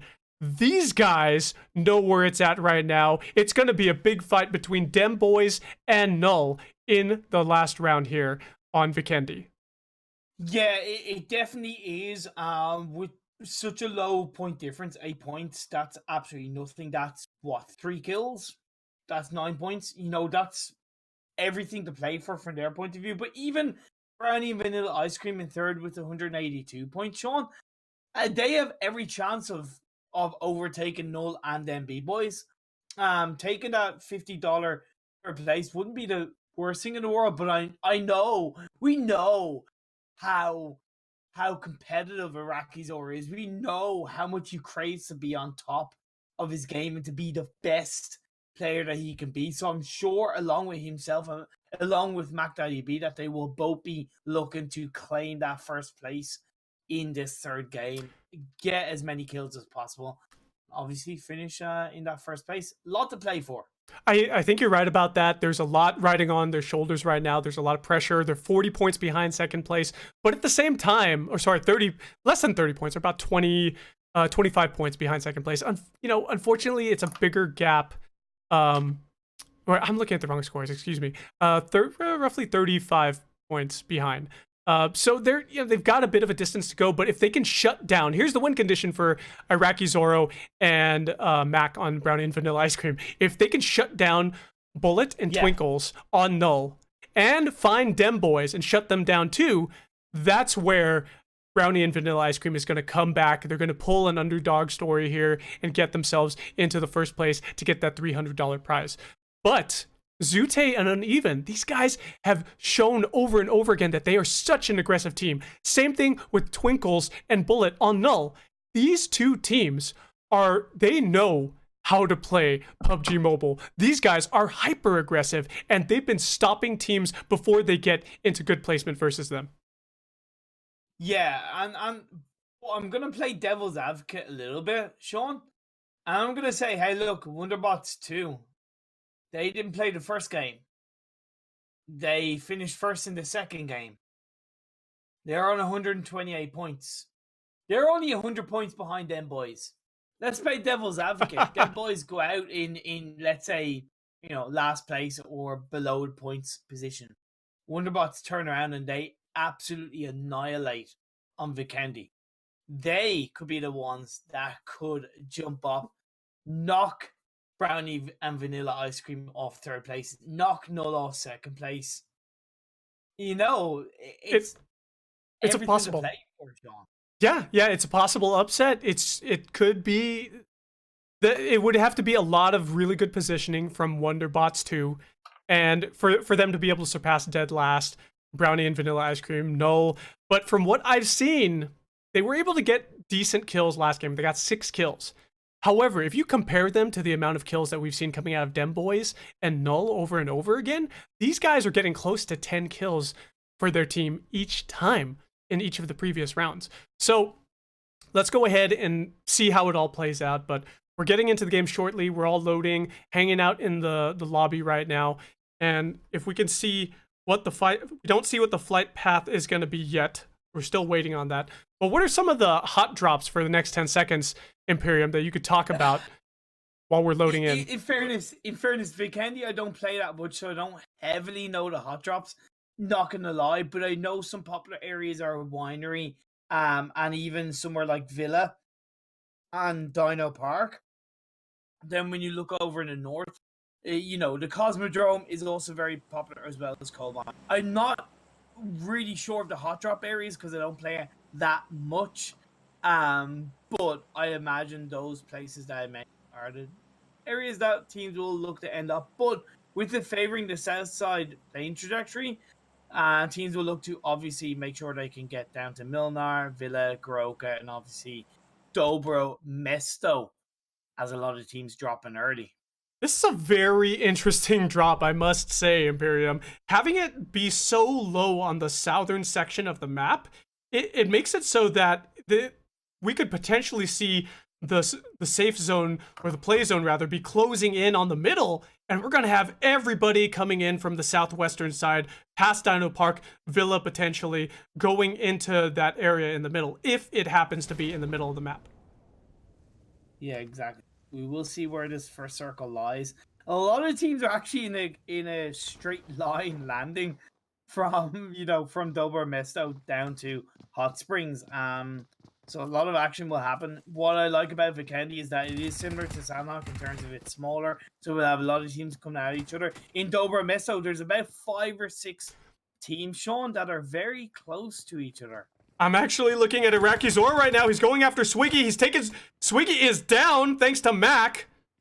Iraqi Zoro is in the immediate vicinity. Let's see if it can hunt him down and take out Swiggy. He knows where that one member is. He's got he's got the AKM as well. That's a pretty good solid assault rifle to have for your loadout. UMP-9 is in tow for him. Yeah, Mac did take down Twiggy, by the way, on a side note. So he did take him out. Well, I would like to bring it over to Dober Mesto area, Sean, where 25, 12, 22, and 19 are all together. See if we can go ahead and hit where some action is, actually. We've got... Mac Daddy is actually down, and he's been taken out as well. Oh. And T-Dog was just annihilated as well by Charabusa. Very fast take on them. Charabusa's by himself. Charabasa, I hope I'm saying that name right. Fireburst is out of the game. Been eliminated. But it was a good squad wipe by Charabasa right there, and he got both the kills on that one. We do see the circle, Sean. Oh man!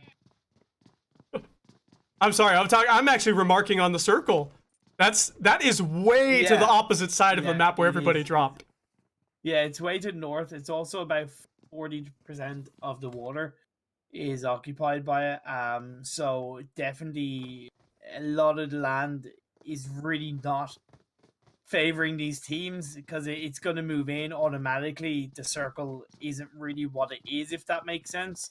So these teams will be aware they'll be moving up quickly, and we already see again a lot of action coming around outside the circle, especially around the Dober Mesto area. But now these teams are even coming together around the Villa, Podvosto area, the area of the circle that is actually unoccupied really is the Cosmodrome. So we see 49 moving in there, but they're kind of really nobody is around there. So if they get into that zone, loot up, they will have a very nice time for now. I'm actually looking at Pew Pew number 40, team number 46 right now. They seem to be exchanging fire, throwing down some grenades with one of the enemy teams surrounding them. They've got Team 31 nearby in the adjacent building. I actually wanted to remark on, I think we either saw Uneven go down or get eliminated. But back to this fight, Pew Pew is didn't take any damage, but he gave a lot of damage to the enemy team in return. Yeah, he did. Beaches had to use a first aid kit. So is Pew Pew. If he could just get in through that window, he could be able to surprise the enemy team member. Interesting to see how they're going to play this about, trying to get a bit of an overview. I do think Trot and Pew Pew could position themselves a little bit better in terms of looking to get a bit more of a vision around where Team 31 are. I do think Kinna and Beach have a slightly better angle of where Team 46 are. We look at Kinna. Yeah, he's kind of out in the open, but he's actually has a higher ground, a bit more of a room to breathe, and they're actually moving away from Team 46. Yeah, 46 is Kingsman 2, and let's go ahead and look at King A, and he and Beach are actually on Omen V2, who we've seen both Kingsman 2 and Omen V2 in the top 20 so far, but they haven't been performing up to snuff, at least not to where the top 5 teams are. These guys do not seem to be within shooting distance of getting the top 3, but who knows? Anything can happen, you know? Anything can happen. They can pull some upsets, but they may not necessarily win and get into the top 3. True. Very, very true. But look at this action happening in the Dobro Mesto area, Sean. Team 25, Team 12, there was a squad wipe going down between a couple of these teams. Twinkles and Bullet currently lying in, I believe, a first or second place, I think, for their team. So they will want to survive. They'll want to get those placement points, but yet to have any kills on the board. They're hungry. They want to get those kills. They want to get those juicy points that you get from them, and they're looking to chase down Team 25. Yep, Team 25 looking to revive one of their teammates there. Nialo and Arbiter have a very dangerous position right now. They have the low ground versus Twinkles and Bullet, who we know are very, very aggressive. Yeah. They are pretty aggressive. This game, however, we do see Twinkles, he's got the Uzi, so that's a deadly weapon to have if he's going up against those guys short range. But they have 0 kills for their team right now in round 3, versus we do see that Team 25 actually has, they've got 5 kills, or 4 kills rather, to their name. Yeah, they do. That's because they got those 2 squad wipes that were in the Dobro Mesto area. So they're looking pretty aggressive, but we do see right near them, Team 5, well, not right near them, sorry, Team 5 and Team 2, we saw Mac Daddy and Iraqi Zoro looking to get a couple of kills. Once again, to their name, they're lying on 3 in total. They're surviving as a 2-man squad, and they are inside that circle. Yep, let's see if we can move over to Iraqi Zoro, actually. We can get him some spectate action on that guy. I think he was downed, and he did have Mac Daddy actually revive him, if I'm not mistaken. He's pretty healthy right now. Got a lot of bandages in tow. Got the energy drinks. Unfortunately, no painkillers. But he's got that Spetsnaz helmet as well as level 2 armor. So he's pretty well secured when it comes to armor. Yeah. Team 13 and Team 3, Sean, in the Odvosto area. They are very close to each other. Tank 666, he's been knocked down. Yep, he has been. Molotov was thrown out by Matt. So that has put Clank 666 in a position where he's going to try to have to move away. He's in the open. Smokes have been thrown out by Jug 666 to try and give that wall of protection. Oh, they spotted him out. Matt is shooting down there into the bush. Looks like he was able to take him down and finish him. Jug 666 down. Potentially getting, well, not knocked down, but he's down there. He's got the low ground. Molotov cocktails are burning around him. He gets taken out by Doc Evil. Great play by Doc Evil. That positioning was brilliant. He used the gap in between the rail to get that kill. Really fantastically executed. Smooth, calculated. Great play by them. They will be able to move on. Loot up 2 more kills to their name. And all they have to do is move a little bit forward and they are inside the circle. I'm telling you, man, I'm loving this Vikendi map so far. And it just the buildings, the way everything's set up, and the cover that you have to work with, that you're going to be standing out so much, especially with bright colored clothing, or even dark colored clothing on the background of the snow. It makes it very difficult for people like Ghost Doc Evil to hide when he's got purple and multicolored against the snow. True. Now, in the loot crate, you can find yourself a bit of a Yeti suit, as me and Maxon dubbed it. It's the ghillie suit for Vikendi, so it's full of white. You look like a Yeti, in fairness. You know, so that can really be a big advantage in this map. But a lot of these teams now, Sean, are moving into the circle. We see this big difference of the teams occupying it, especially moving in from the south up until the north around the Grocco area. See about 5 to 7 teams are all occupying that small area. Then on the coastline, the likes of Team 8, Team 9, Team 30, Oh my goodness, I'm looking at... circle. I'm sorry to interrupt, but I'm looking at Maniac right now. He's getting taken down. Got surprised by a car driven by Pew Pew. Almost ran him over, but he wasn't able to do anything about it. Pew Pew hopped out and was able to take him down very, very quickly. Yeah, exactly. So great play coming out from Team 46. Getting those kills, surviving inside that circle. There's that Yeti outfit that you were talking about. Yep. Sorry to interrupt you, buddy. Yeah, the Yeti outfit looks pretty cool, I must say. This is my first time seeing it. No, actually, that is a total lie. This is my second time seeing it. I've seen it. Somebody else was wearing something like, you know what? Scratch that. I couldn't have seen it. But I did see Trot earlier in the rounds with that witch hat of his. Yeah, exactly.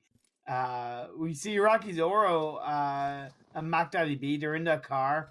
They circled around the safe drop, trying to make sure that they can get it successfully. Sean, they got hit with a little bit of damage from Team 18 from a distance, but they have been able to survive that quite effectively. They are going to be able to loot up those loot crates, and they are deep inside that circle. Good play, nice forward thinking from them. Oh my goodness, Mac just got himself an excellent drop right there. He got one of those rare assault rifles that only comes out of the supply drops.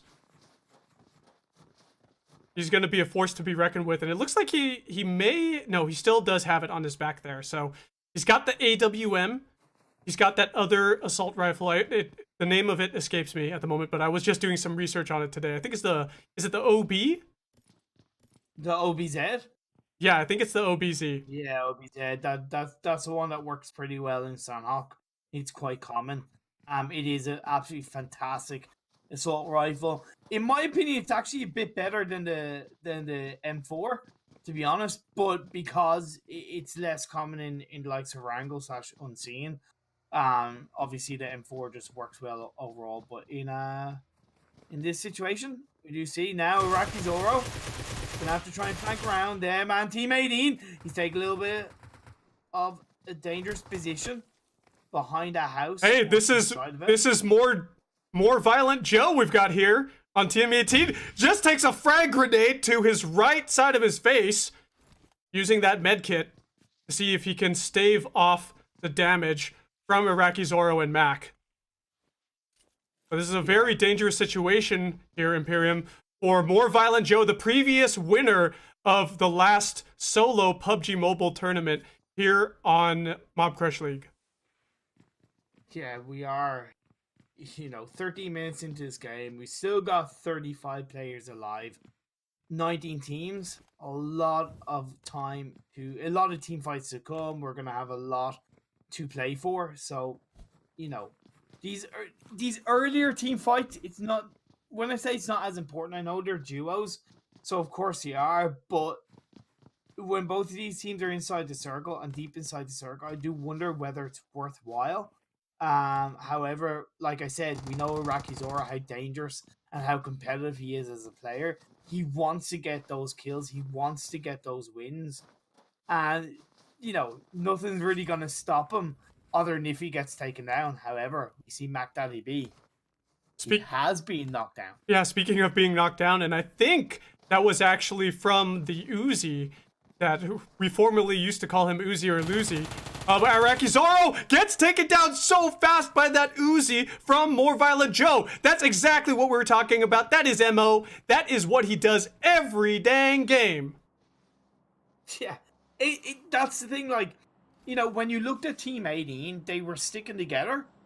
They were supporting each other. I liked what Iraqi Zoro was trying to do in terms of flank around to maybe get a better angle, better level of position, so he can communicate that to Mac Daddy B. But I felt like they were compromising what they were able to do as a team, and we saw that pull out because Mac Daddy B got knocked down. And Iraqi's had to try and move in, but then it became a 1v2 situation, and boom, Iraqi got taken out. So that is actually realistically going to potentially hurt their overall standing, Sean Astino. That could take third place away from them. Of course, we will find out because we still got a long time to come in this game. 31 players, 17. 31 players, 17. Yeah, you're right. There are a lot of teams remaining. This is going on 15, 16 minutes now into the last round here on Vikendi. The last round in this heat tonight. And I'm looking at WZM and More Violent Joe. They're on Team Daddy. And I have not seen them in the top 10 for the standings. So they're just pulling an upset. Yeah, we have just been informed by one of the producers that Violent Joe, the translation for his name is Xeodi, I think. I believe, based on what we've been told, and I think that's how you pronounce it. However, Jowdy. In my opinion, he's just Violent Joe. Sorry, but that's it. When the name suits it's his team name. Just Violent Joe. Sorry, it's his teammate's name. Xiao Di is his teammate. Okay. Yes. Well, they're just both Violent Joe. They're violent dudes. They're just Violent Joes. That's it. And we see they've got 7 kills. They're obviously Violent Joes. They're violent to the end of trying to get this first place.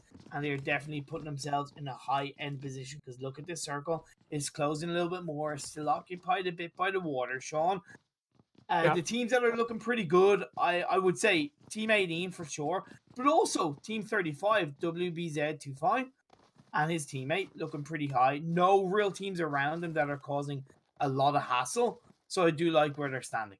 I actually like the positioning that Zute and Uneven that they actually have right now, because they've been in the top. They're in the top 10 right now. They're in the top 3 as far as I recall, actually. So we've got them boys with excellent positioning. They're right in the middle of the circle. They're near some of the other enemy teams that are near them. And guess who they're near? They are near Daddy, which is composed of Xiao Di and More Violent Joe.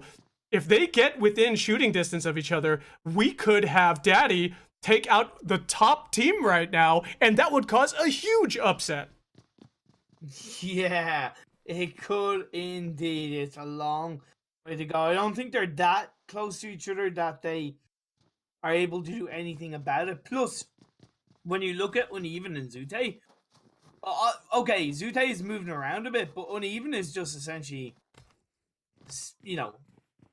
staying in that building, looking to try and find position of the enemy team. But other than that, they're just staying where they are. So excellent strategical play coming out from them. As the circle has been compounded a little bit more, I do feel that they will potentially have to move from that position in the next circle or two. Of course, we'll find out.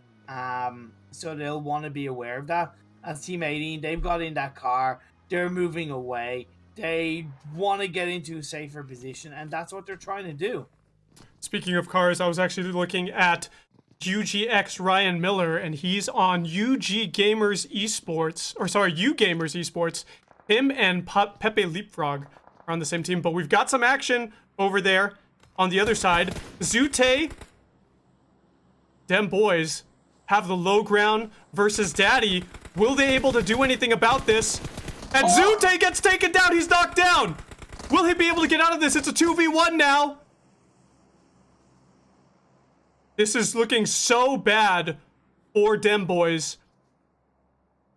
They're the 15th team. If they fall right now, they're going to lose such big positioning. They're going to lose a lot of points. If I was Uneven, I'd potentially actually just run away from that. I know that one player of Team 18, he is on low health, but that wouldn't really have been heavily communicated. And I do think that them boys, if I were them, I'd move away. He's getting nailed. He's taking a lot of damage. He's taking so much damage. First aid kit being applied.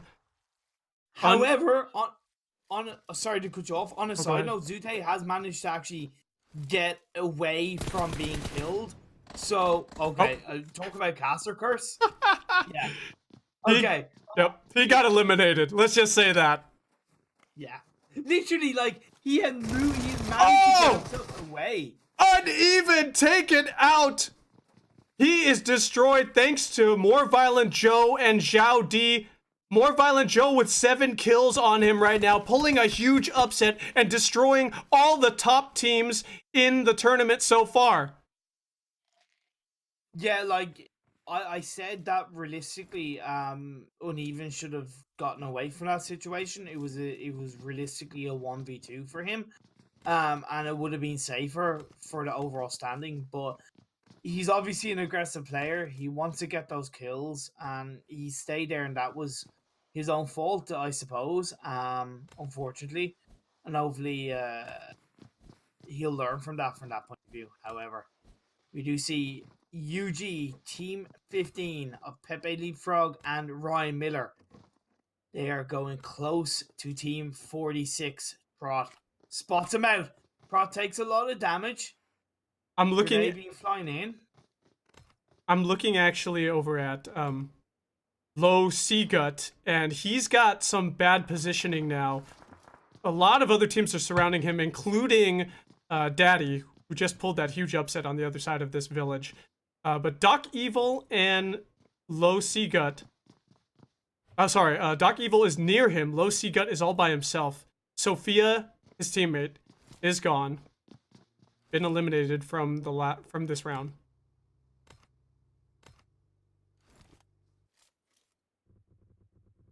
Interesting to see what Seagut is going to do to respond. He would have heard that car. He will hear those footsteps, so he'll have an idea.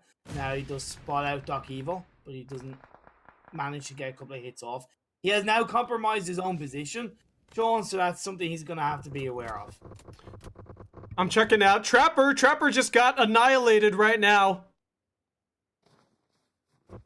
Taken out. It looks like his team member might be next on the list. Tracker down to about half health. He's healing up though. Jasport has got the high ground versus him on the other side. And it looks like he's pushing. He won't be able to do anything about it. KM Jasport takes down Tracker as he was running right at him.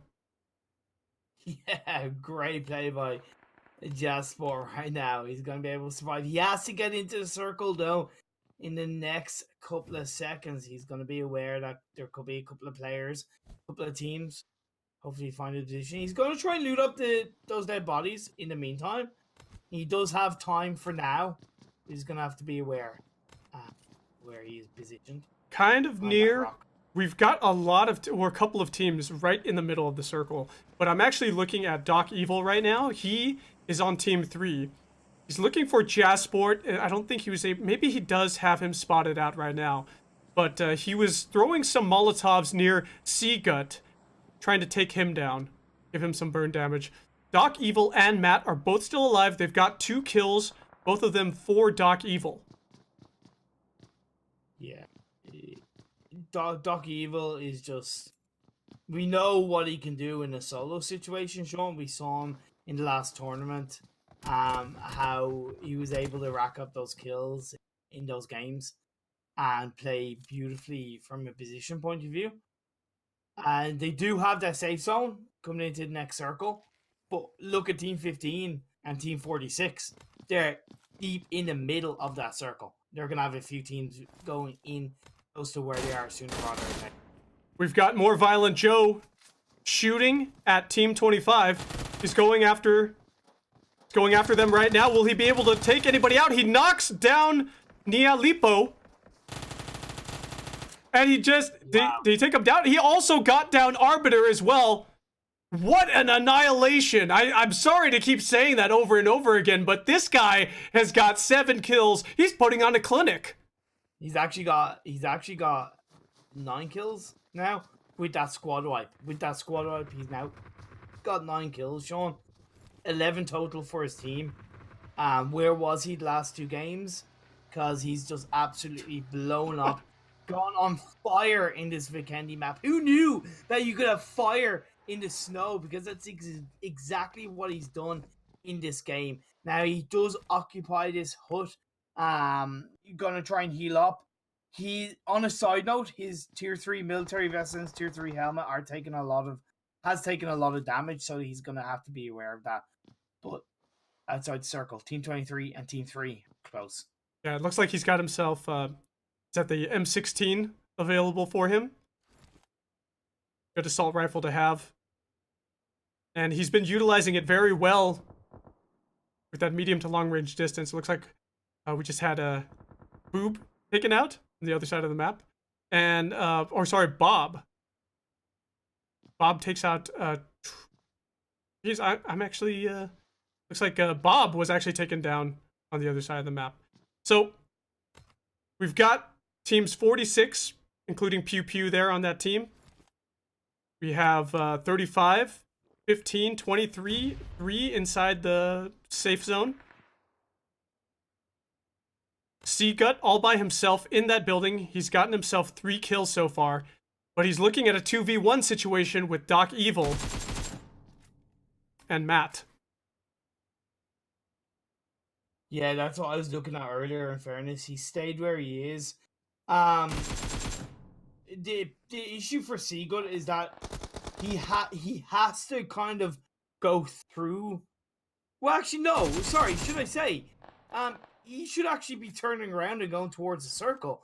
He doesn't have to go. Like Doc Evil and Matt have to go towards him. So when you think about the strategy that Seagut is putting out there, it doesn't make sense because he doesn't have to take that team fight. One, because time is ticking. He's got 50 seconds until it starts moving in. And 2, it's going to be a 1v2 situation for him. So he's much better off turning around, going outside the window, moving away from Team 3 and getting into that circle. We did see a bit of an encounter with More Violent Joe. I don't think he took anybody out, but there is WBZ2 Fine and his teammate Scummy very, very close by. Those are Wonderbots too. They could potentially be pulling an upset over the upsetter. Okay, so what Violent Joe is doing, he's thrown out a load of smoke grenades, and he's going to try to use the smoke grenades as well as the hood to just possibly get out of that situation. He does have the cars, a little bit of protection. Oh my goodness, Platinum X ends up taking out some team members on the other side, and he's in a bit of a pickle as well. Low Seagut is riding out finally on a motorcycle. Platinum X just came out of nowhere this round. Well, just like the last game, he did so well to get his team. He was on his own for the majority of that game.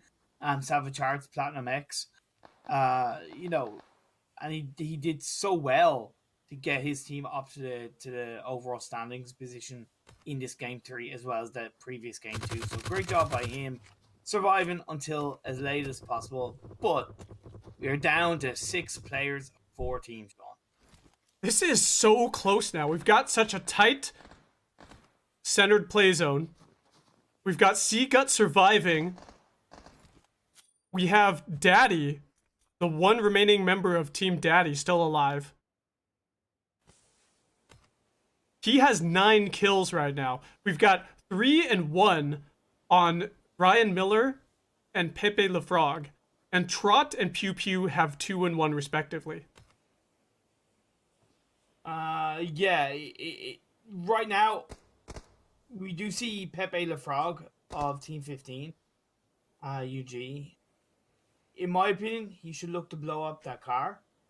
That will put Team 46 under a bit of pressure. However, maybe not blowing up the car is actually forcing Team 46 to not move away from their position because they know that there's the potential of the car being blown up should they go near it. However, Violent Joe has knocked down one member of Team 46, which is Trot.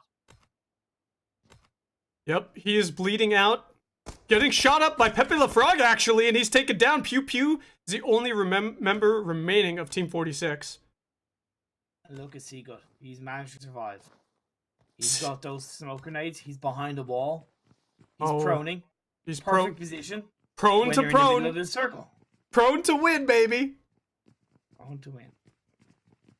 Looking to use those painkillers. He will have heard the footsteps of Violent Joe. He knows he's near him. Violent Joe is moving in on Team 15. Team 46, he has that car. He has Violent Joe! In the car. He has Violent Joe's back. Seagut got some shots on him, but Violent Joe's inside.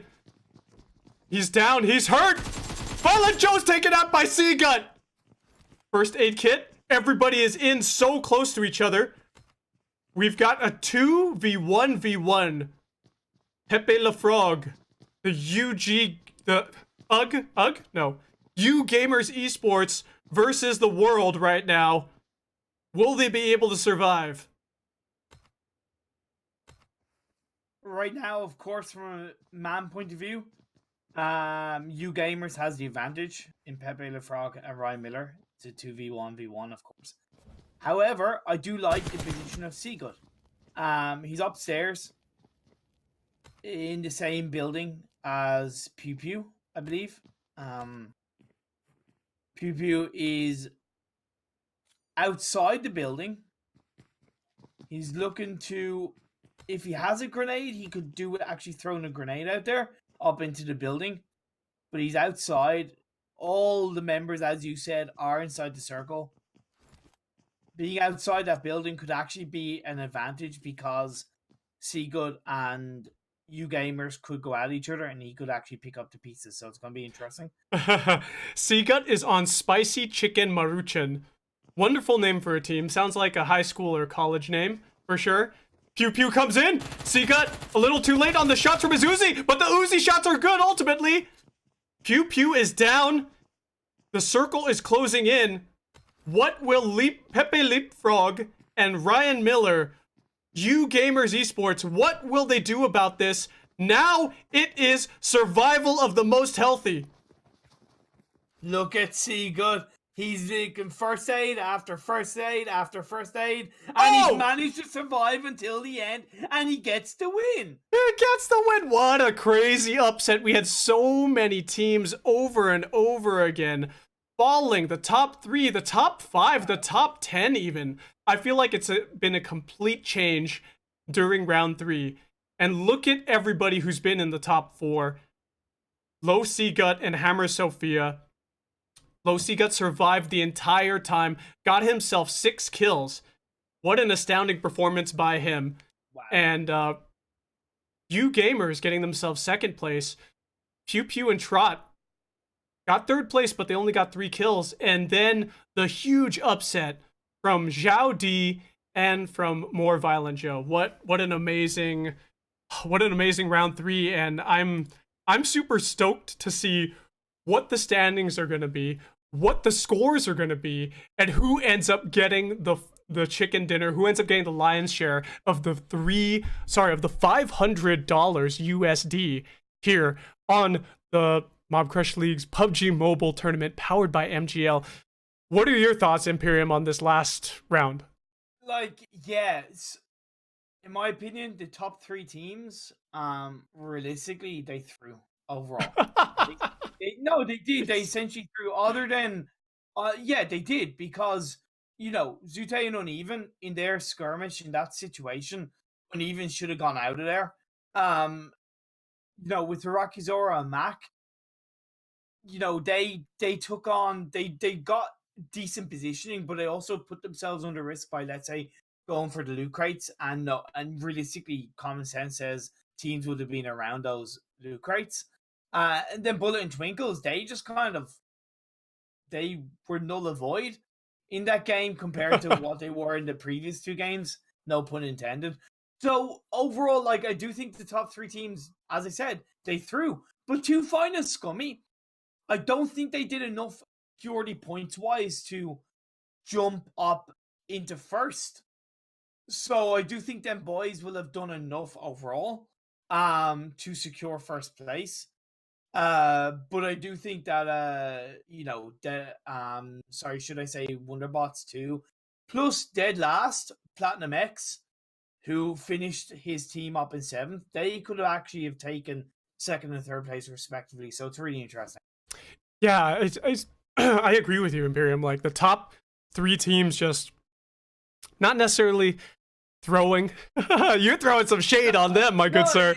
No, but they did. They did not perform like we expected them to, and they did so well in the first 2 rounds. Hopefully that positioning maintains for Null and Brownie Vanilla Ice Cream. But Dem Boys, they probably got the furthest to the end among the top three teams. But yeah, the Wonderbots and Team Daddy throwing a huge monkey wrench in everybody's plans. Yeah. So we'll go ahead and throw it over to a quick break right now for you guys, but don't go anywhere. Don't touch that browser. Be sure to upload your clips to YouTube. Tweet them at us. Hashtag Mobcrush League. Hashtag MGL. Both tags need to be in your tweet. And your tweet may be featured on the stream the next time we have a tournament here for the Mobcrush League powered by MGL. And let everyone know you're watching and you're having fun. You're enjoying us. You're enjoying the awesome PUBG Mobile gameplay here on the channel. And you may be picked. Your video may be picked. And we'll be giving away some gift cards to the lucky winners. So just keep tweeting at us and make sure you upload your clips to YouTube and tweet at us on Twitter. We'll be seeing you guys in a few minutes. Until then, see you soon for the final standings here tonight on the Mobcrush League.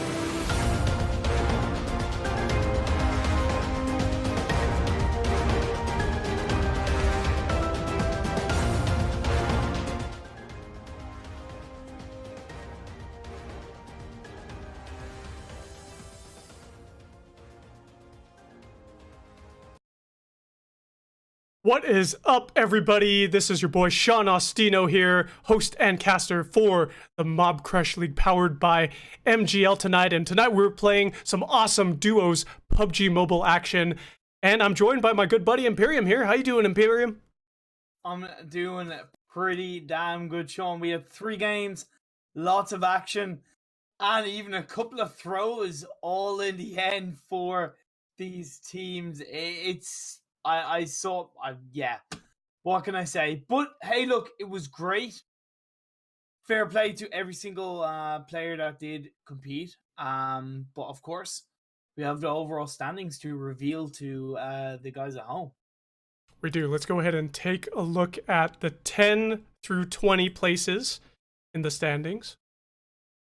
And it's been a pretty huge upset when it comes to the top 10 players, or teams rather. But let's go ahead and see who ended up getting what. 20th place, Gotcha Bish. That name though. Popped Smoke, and they got 73 points. Beg for Mercy, 74 points in 19th. 18th place, 77 points. That was T-Dog and Mac Daddy.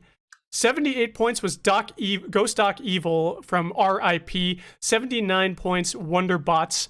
Ended up getting in 16th place. 15th place at 85 points was Arbiter and the Yalipo. And we saw them actually near the end of that previous round, that last round. They were there for quite a bit, but they didn't end up getting into the top 3 for sure. Trot and Pew Pew, they were not able to consistently finish and get themselves in the positioning that they did in round 3 here, so therefore they are in 14th place.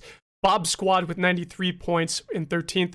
Raptors, Teenska, and Lakers, 97 points. We didn't see them too often in round number 3. Nox and J-Sport from Kingsman got 104 points in 11th place. And let's go ahead and take a look at the top 10 now. This is it, ladies and gentlemen, boys and girls. 10th place, Beach and King A, who we saw near the end from Omen V2. Trappers got 9th place with 113 points. Daddy pulling the huge upset coming out of nowhere. I didn't even know that Violent Joe and Zhao Di were in this tournament. They got 123 points. Killer Dads, 127 points. 132 points for Team Volted in 6th place. 5th place, we're getting close to the end now, guys. Too Fine and Scummy with 204 points. 4th place, Brownie and Vanilla Ice Cream getting knocked down from 3rd place in the last standings from last round. And now they're in 4th place. And here we go, ladies and gentlemen. These are your champions right here. Your champions. This is who got 1st, 2nd, 3rd. Let's start with the bronze medal. Bronze medal goes to Dead Last, getting themselves that 50 USD. That's Platinum X and Spetsnaz. They got so many points in the first round, kind of tailed off a little bit, but they weren't able to. I think we did see round 3. They actually had Platinum X survive for quite a bit, got himself some kills. They did, yeah. 2nd place, Silver badge goes to Null, winning that 150 USD. Bullet and Twinkles, who we saw over and over again up there. Ultimately, they could not overtake them boys. 1st place, the golden prize, the lion's share, 300 USD goes to OM Zute and MSF Uneven. Congratulations to them for winning themselves 1st place prize here, the 300 USD in the Mobcrush League PUBG Mobile tournament powered by MGL. And it's been an amazing tournament, Imperium. What have you got to say about the leaderboard and all the standings that we've seen here tonight? Yeah, like you're speechless. I'm a little bit speechless, but I'm also kind of not surprised. So when we look at Zute and Uneven, I know for a fact that they are some of the most skillful individually team players in PUBG Mobile at the moment, especially in NA region. They play for 2 of the top teams in North America, which is Misfits, and Zute just got occupied by Confound and the rest of his team. So they're really high level. So I'm not surprised that they finished 1st. However, they nearly threw on the 3rd game. They got a little bit lucky because Null in 2nd threw even harder in the last game. Bullet and Twinkles, like, realistically, they got 24 points. All they had to do was make sure that they survived and got more point standings than boys, because they were only 10 points behind, Sean. They were so close to them. And then, but in my opinion, the biggest victory, the OP players and the OP team of the tournament is dead last, especially Platinum X. In 2 games out of those 3, Platinum X put his team in the top 5 standings, giving them such a high, massive amount of points. And when you look at the amount of points they got each game, yes, it dropped a little bit from game 1, game 2, and game 3, but it was still consistently high up in the point standings every single game. Boom! Finishing in 3rd place overall. Consistency makes such a huge difference, Sean. And that's where Brownie Vanilla Ice threw. You are so right, Imperium. You're so right. It's really unfortunate because if you look at the difference between Brownie and Vanilla Ice and dead last, there's only a 13-point difference between them. If we just had Brownie and Vanilla Ice finish a little bit higher, just get a few more points, they could have potentially gotten that bronze medal for themselves. It was so close. And if you look at the other teams, there's very few points separating the top 3 teams. There's only 10 points between Dem Boys and Null, 1st and 2nd. And then from Null to dead last, which was 2nd and 3rd, there's only a 21-point difference. So just, it was such a close race for the points at the top in round 3. And I do think, what if Wonderbots had showed up in game 1? What if they had have performed? What if they had have gotten in top 3 or 4? Would they have occupied 1st place? You know, it's a shame that we didn't see them in game 1, that they didn't really show up, so to speak, metaphorically and literally. But in game 2 and game 3, man, did they show up and did they score points and get the... They sure did. And, well, let's just go ahead and wrap things up here. From our end, we wanted to thank you, big thank you, actually, to Mobcrush and for organizing the Mobcrush League. Thank you to MGL for powering it, and to all the players that played, all you viewers at home, thank you guys oh so much for tuning in and for sticking with us for the entire broadcast. And check out Mobcrush and the Mobcrush League servers and the MGL servers as well. And be sure to follow Mobcrush and MGL on Twitter and all social media for more updates on the Mobcrush League, when we'll be having more of these tournaments. We're having them pretty regularly now that we've got a good team in me and Imperium. Am I right, good buddy? Of course. Quality content assured. You know, Class A, AAA content, as they call it.